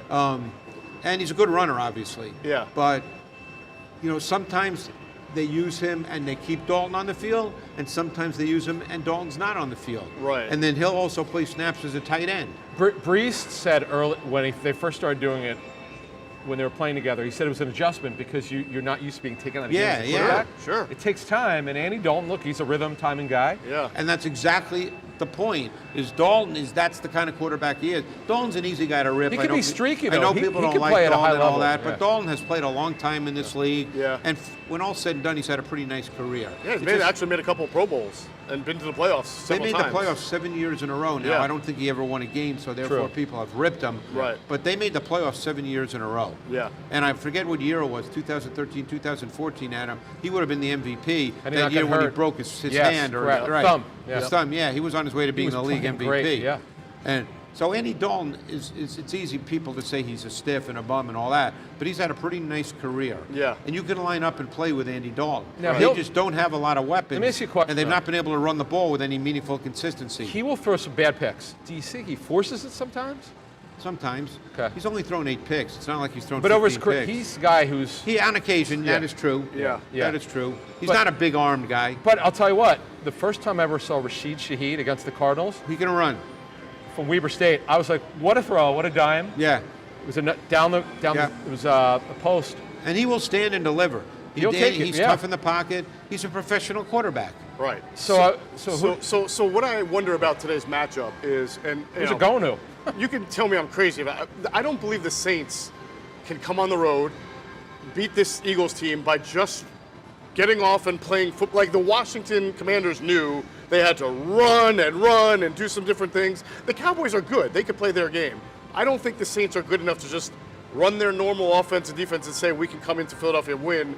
So I'm wondering what the change-up, Well- or what to expect. that Well, should they be are going to expected. play their normal game. What you're saying, though, is are they going to do some Something- kind of tweak Yes. somewhere along the line. That's what I'm getting. Right, but they're not going to come in with a whole new. No, I no, mean, no, no, this they're is not gonna week run the 17. Wildcat. No, this is no, week no, no. 17. No, I This know. is who they are. Right. Now and then it comes down to degrees. As I said, they played 33%, 6-0 line the last 3 games. So maybe this week it's 20%. Yeah. But they're not all of a sudden going to go spread air No, raid. but maybe Taysom Hill is a little bit bigger of a part of the game Right. offensively. Yeah. Or look, we haven't seen a lot of teams do this against them, throw deep. Will Shaheed be that guy? Because that's the one thing he does, Greg, right from tape, is he can get deep. And Olave can get deep too. So, Okay. Olave is kind of a play speed accelerator. Yeah. And he's a movement receiver. He's another guy you want to get him free access off the ball. And the word about Reed Blankenship is he's smart and instinctive, but he's not an athlete. No, he's not. That's a guy that you want to attack. Yeah. We'll see. Pete Carmichael, look, he's been under the gun this year because it's not You Sean you Payton. could see something like We'll this, see. just to give you an example. The Eagles play a lot of cover 4. Quarters is a foundational thing. It's a Vic Fangio thing, and we know the influence of Vic Fangio and Jonathan Gannon. So if they feel, based on tape study, that they're going to get cover 4 in given situations, which they will know that, okay? These coaches know that. That's why they have 25 coaches who do all this stuff, And you could line up, Olave outside and Shaheed in the slot. And all of a sudden you've got 2 vertical guys, and if that's on the side of Blankenship, he's going to have to match one of them. Right. Now, That's it. Now, Yeah, I'm not that's saying what I'm that play's going to work. Sometimes you call a play like that and your offensive guard gets beat and you don't even know what happened Right. on the back end. Right. But, they're going to try to create those kinds of matchups in the hopes that they can hit a big one. Some pretty good insight about Calvin Throckmorton, as we Right, mentioned, the right right. guard, filling in for Pete, or left guard. Hurst will be their left tackle, right? He's James Hurst, Yeah, he has Hurst will be left tackle. yeah, and Yep. he's a solid journeyman who you can play with, but he'll have some struggles with Sweat. Right. How was Cesar Ruiz playing before he got hurt? Was he starting to emerge, or is he just okay? I thought he was, Just okay? he didn't stand out to me. No, I remember Yeah. the Michigan guy, right? Yeah. From here, South He's, Jersey. yeah, he's from Yeah. South Jersey. Yeah. Yeah. Yeah. Okay.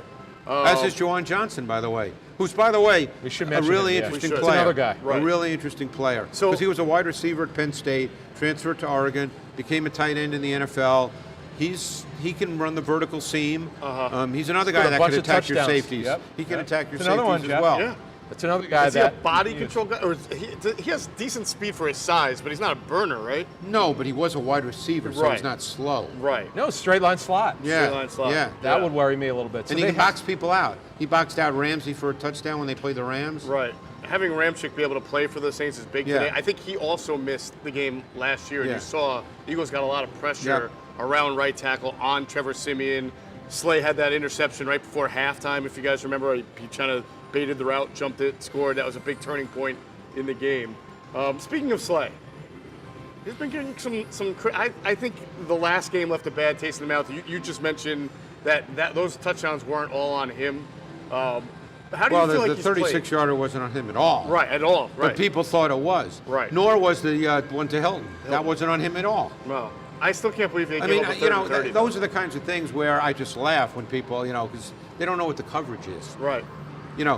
Now you could have a legitimate debate, and I'm sure there are people who know football who were wondering why Gannon on that 3rd and 30 play called what he did, Yes. and that's a legitimate conversation because he called a disguise cover 2. Right. Why would you call a disguise Disguise on cover 3rd 2 and on 30? 3rd and 30? Right. Because that was not on Slay. Right. Neither the Lamb touchdown and the 52-yarder to Hilton were not on Slay. Yeah. I bet people see. It's funny, not knocking you, Jeff. But when you said he's coming under criticism, for what? He shouldn't be coming under criticism. Those plays were not on him. Right, but you remember in the Bears game, I think it was him that gave up the late touchdown that Fields threw to. Why can't I remember his name? Yeah, but that was a runaround play. This is why I bring you on. I know. That was a He was runaround. plastering Now, and then he left. I can't and- remember every detail of the coverage, but so maybe he lost his discipline. I Yeah. just can't remember. I remember thinking. but it's I not thought as if Fields had. It's passed not line as of if he scrimmage. got beat, by a receiver. Right, so It- he's playing It was fine. a second reaction play. Right, so but I just Slay's want to playing set the fine. record Because straight. he's not that those- getting beat on normal plays. I just want to set the record straight that Yeah. the touchdown to Lamb and the Hilton 52-yarder on 3rd and 30 were not on Slay. Right. You remember we had a couple years ago where he got beat by DK Metcalf, maybe another big Yeah, physical McLaurin receiver. got him a few Yeah. times. And there were yeah. some questions about, hey, what's happening? Mike here? Williams beat him. Yeah. It was Mike Williams last got year. him, yes. It was Mike last Williams year. got Yeah. him too. Yeah. DK got him in 2020. Yeah. Right. You go, okay, this has happened, but And by the way, corners get beat in this league. It happens. you know. Yep. Especially in man. Yeah. Me against you. Right. But so Greg's basically saying he hasn't really lost anything. It's just you have to have context. Right. Because the human reaction is to see a guy running behind. You see the number, you go, oh, so I got beat. You see a guy in the area, and you assume. You automatically assume. Sure. Right. Sure. Is So it you find out what the coverage possible is. that Josiah Scott on the 3rd and 30 That was his play. doing that He was himself? also late on and that like one. the call was Yeah. not a disguise covers, but he was trying to. We'll 'cause never know sometimes that, D-backs have their own. and they won't tell you that. Yeah, they won't tell you. They that. said I it. mean, Slay's comments seem to suggest that maybe Josiah was taking matters into Well, his they own said hands. it. And by the play got way, caught. that's very possible. Yeah. And The play got called in late is what he said in the locker room. That's Yeah. what Scott said. Well, I mean, how do you call a late play on 3rd and 30? There's But, only. but again, the play, disguise cover 2, why in the world Why would would you you do that? disguise? unless it was not supposed to be disguised cover Yeah. two. Right. But then you could raise the question, and I hate doing this because I don't rip coaches because I know how hard they work, but why would you, on 3rd and 30, put a slot corner in a half-field safety position? That's essentially what you're doing there. Agreed. Absolutely. All right, so Juwan Johnson, interesting guy to watch today. Very That's another interesting one. guy. Yep. And give me a breakdown of Rashid Shaheed, because I see him making big plays. Is he a speed guy? Is he a size guy? No, he's a speed guy. He's a speed small. guy. He's only Tiny caught speed about guy, 18 right? balls. Yeah. He's not a volume target. Now, he may be because they don't have anybody else. Right. He's obviously going to play today. We'll see if his hamstring holds up and how many snaps he can go. But Shaheed is not a volume target. He's a speed guy. But again, when you're dealing with Epps and Blankenship, and I love Marcus Epps, but obviously Epps is not a burner. Right. And Blankenship is not a great athlete. As much as I like the way in which he plays, you could have opportunities over the top. Yeah. All right. Well, safe to say, Eagles' pass rush needs to be at its best Right. today. I mean, they got to get the work done. They had 6 sacks last week, but I agree, it felt It didn't feel like it. inconsistent at times. Yeah. And obviously, the crazy thing is they get 2 sacks in a row to get to set up 3rd and 30. Right, They did their job. Right. man. The way you just set that up, I cannot imagine Yeah. being their defensive coaches. Yeah. When you get pressure like that and then you get up with 3rd and 30, defeats the purpose and it just breaks your back. It's so humiliating. 3rd and 30, 4th and 26. I don't know. 4th and 15. No, 4th and 15. Right. I know, I was Sorry. thinking about the Freddie, old Packers but, game. But 4th and 15 was a picket fence. Yes, 4th Against and 15. the Titans? Titans. Yeah. Oh man. Where's Freddie Mitchell when you need him? Exactly. He lives around here, not too far away. All right. Well, time is starting to run down on this show, so we're going to get to our favorite segment about MOJO. It's the sports stock market. That's what MOJO is building. You can invest in your favorite players. Invest in what you know. You know all about football because you watch it. You obsess over it. You know every quarterback, every running back, every wide receiver and tight end in the league. So turn that sports knowledge into real money with MOJO. They've got real stats and real value. The shares that you buy entitle you to a guaranteed payout based on career-ending stats. There are no off days. There is no off season. Share prices rise and fall constantly in real time based on career-long projections. You can cash out anytime. You can build a huge portfolio. You can buy and sell on your term every play, every game, every season. There's a great multiplier tab which allows you to make an investment and then maybe increase it by 5, 10, 15 to 20%. Here's how it works. As we tell you, the app offers over 300 skill position players, quarterbacks, running backs, wide receivers, and tight ends. MOJO is available in New Jersey on iOS, and just by downloading the app, you have a chance to win up to $10,000 in free shares of player stock. Just got to click the link in the description of this video on YouTube for a chance to win up to $10,000 in free shares of player stock. Got to be 21 or over and physically located in New Jersey to trade on MOJO. But don't worry, if you live in any other state, MOJO will be in your state in the foreseeable future. So if you want to get a leg up, if you want to get a head start, you want to understand how these share prices rise and fall, and you live in Utah or Pennsylvania or Florida, that's okay, New York. Download MOJO now and start getting your head start. And if you got a gambling problem, help is available at 1-800-GAMBLER. All right, Greg, I want to ask you about this guy because he's up 12.7%. Adam and I had a little fun, like who would have thought this guy would wind up having a decent year. Greg Dortch, the slot receiver for the Arizona Cardinals. Got to throw to somebody. What a great name. Isn't that the point? You have to Came throw out to of somebody. nowhere. Yeah. Came out of nowhere. You like his skill set? It's just Well, he's a little guy. dime He a dozen came in at guy, Wake or- Forest. He's one of those guys that's got an opportunity this year. And he's probably a guy that when everybody's back and healthy, you'll probably see him with another team in a couple of years, and maybe he'll hang around. Yeah. But you got to throw to somebody. He's a coaching staff favorite. This is Cliff Kingsbury's guy. Yeah. He was on Sirius this summer when they had the training camp tour. He must have talked about it for like 3 minutes. Yeah. He's a little guy, as Greg talked about. Who I think you he's love. 5'8". He's definitely under 5'10". Yeah. And his last 2 games that he played, he actually had an injured finger. He kind of went off. And who would know? Now, it might have been because of Trace McSorley, short area passer. But no, by the way, with D-Hop out this week with a knee injury, he might play a lot again. Yeah, he will. All right, so Greg Dortch, who was up 12.7%, he banked about 30% of his actual total share just last week alone by getting 13 touches and 122 yards. Last guy I'll ask about, it seems like the quarterback whisperer, Sean McVay, might be doing it again. Baker Mayfield playing Was very efficient last week. decent football. Very efficient. Yeah, for the Rams. You know, I got to tell you, I've talked to coaches who coach Baker Mayfield, okay? Every coach loves him. I mean, and they all say he's nothing like what, I think the general perception is of him. I think the Browns might disagree with that, but okay. No, well, you know Brown's situation. I don't know what happened I just there. think when you start to see, like, we're looking for an adult report, then maybe there's some Yeah, and then issues with again, I'm not maturity, there, but and, yeah. and Adam would know more because he talks to. But I know somebody who coached him in Cleveland. Oh, okay. And loved him. Loved him? Loved him. And most coaches like him. I mean, and he's he was a number 1 pick for a reason. He can throw the football. Yeah. He's talented. It's hard to know, and I'm not saying he'll be the Rams quarterback. We don't know what's going to happen with Stafford. Right. He's coming back. Stafford is. Right. Very clear. But You think he could start in the league, Mayfield, based on what you've seen lately? Because let's leave that I off think the the question field or is whatever the that the issues are. perfect team for him to start for? I think he could start in the league, and he'd have to be with a coach that it would have to be very specific to get him back on track. Yes, but a couple of years ago he was very, very good at him. Look, they were a playoff team Very good. 2 years ago. Yeah. Well, that'd be interesting. Maybe that's the environment. Maybe, is he a free agent at the end of the year? Yes. Or is he still in Yes. the okay. Yes. I wonder if he resigns there. Just What is He'd be a Stafford's backup. injury? He has a neck injury. He has a. Is he going to be cleared to play? Yes. In fact, he said he's definitely playing. Yeah, it's just a matter of time. Okay. Cervical spine. He had a I think a spine contusion, something like that. He'll be able to But play. it's not an issue for him being cleared to play. Yeah, he should be able to play this coming season. Yes. Okay. Just a matter of time.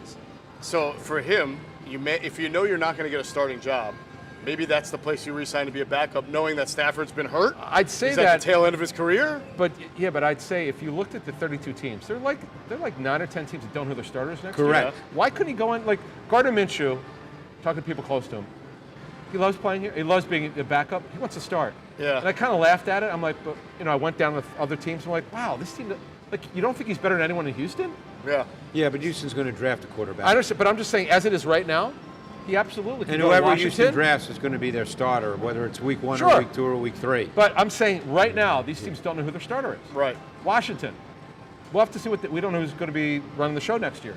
But there are a lot of teams that don't know who their starter is. Well, that's a good point. And on that line, for MOJO purposes, I might want to take a flyer now on Derek Carr, whose value is going to drop because he's not playing. Someone's going to trade for him. And then next year, he might be the Jets quarterback. He might be a better team's That's going to be an quarterback. interesting discussion. That's another one for Greg for another time because he's got some good stuff. Absolutely. No, absolutely. All right. He's fascinating. Good stuff. Good stuff.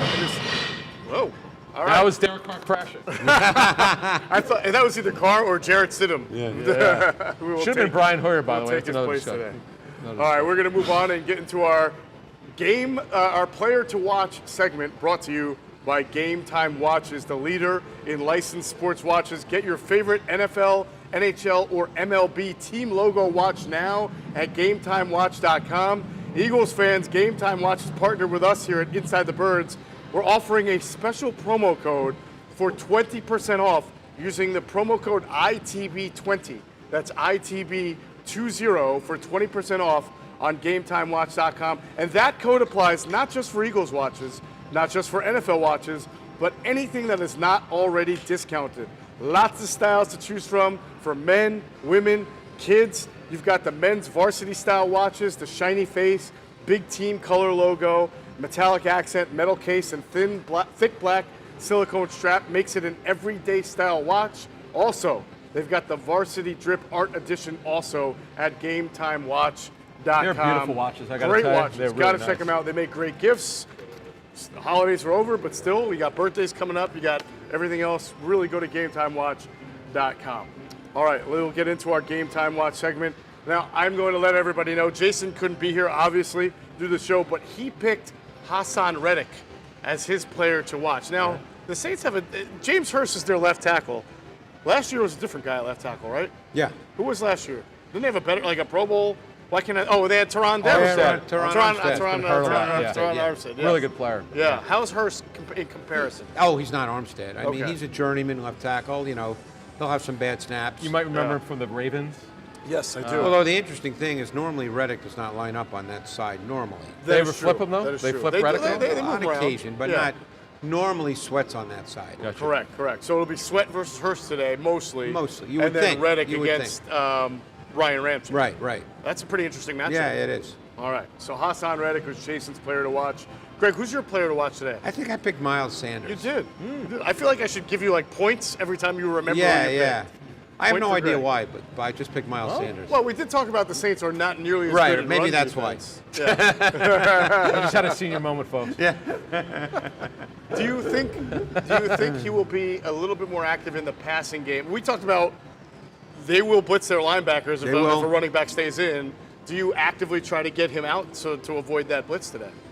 It's possible. Yeah. It's very possible. I mean, let's But- face it, 4 catches would be a banner day for Miles Sanders in this offense. Sure. Yeah.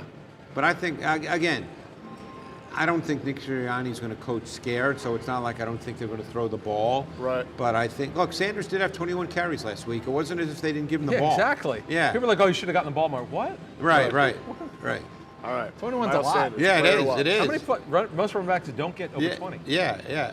We're back in 1980 already. Yeah, I know, seriously.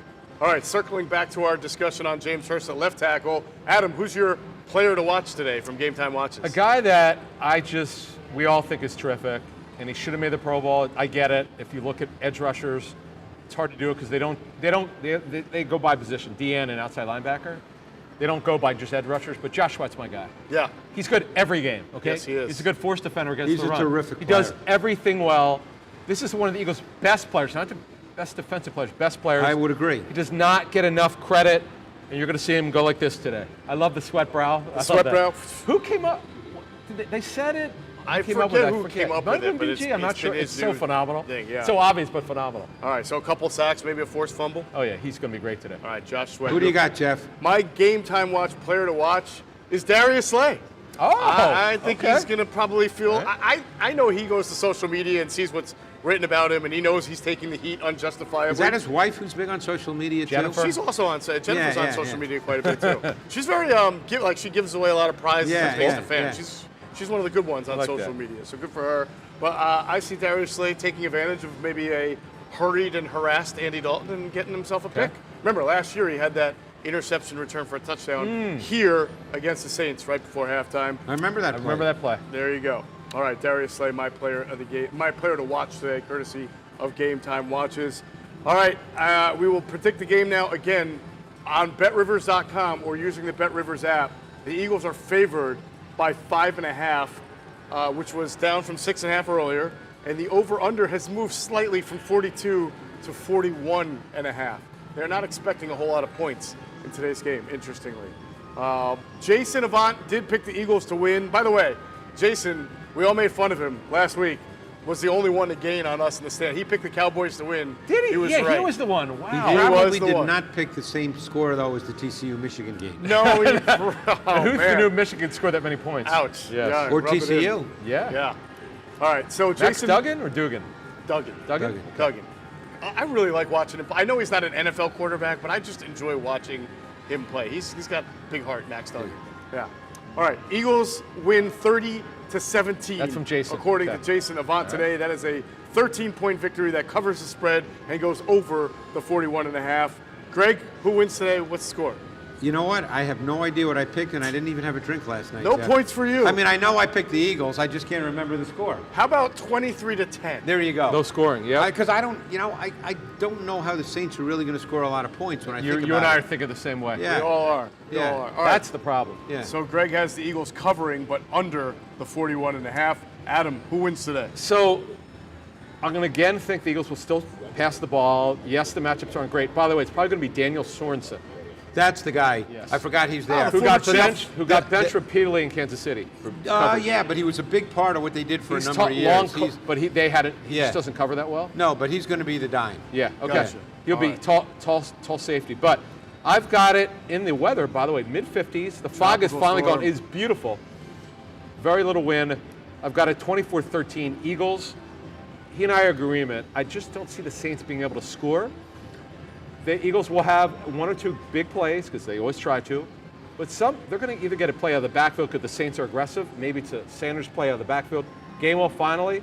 Something will happen. Or our guy Dallas Goedert, who's going to be a big factor today. All right, that is 2 consecutive covers and the under, and I'm going to make it 3 covers and the under. I say the Eagles win 26-9 Mr. today. Funny Score. There he is, More Mr. than Funny cover, yeah, and under the 42. 26 to 9. Wow. You go, close your eyes. Wait, Okay, hold up. keep your eyes 9 closed. is 3 field goals. That's pretty obvious, right? Okay, 26? 3 touchdowns Come on with this and 2 stuff. safeties. It can happen.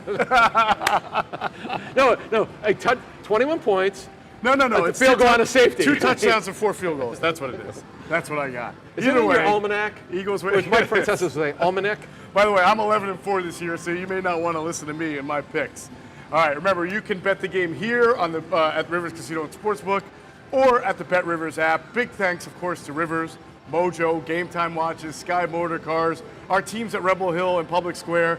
Did I give the shout out to? I believe I You slighted missed it. Our team. They are back. Zach and James, they're the best. You got to give them a call. They can bring your podcast to life, your video, your webcast, whatever it is. Just like Inside the Birds It's Pregame perfect. Live, Look at this video. Rebel Hill and Public Square can bring it to Keep you this on the air. live and in full effect. We love them. We are internally indebted to them, even though I forgot to do their read until just now. All right, make sure you check out all the coverage of today's game immediately after on InsideTheBirds.com. And, of course, myself, Adam Caplan, Trey Thomas will do Inside the Birds postgame live right around 4:30. Correct. We hope you all had a great new year.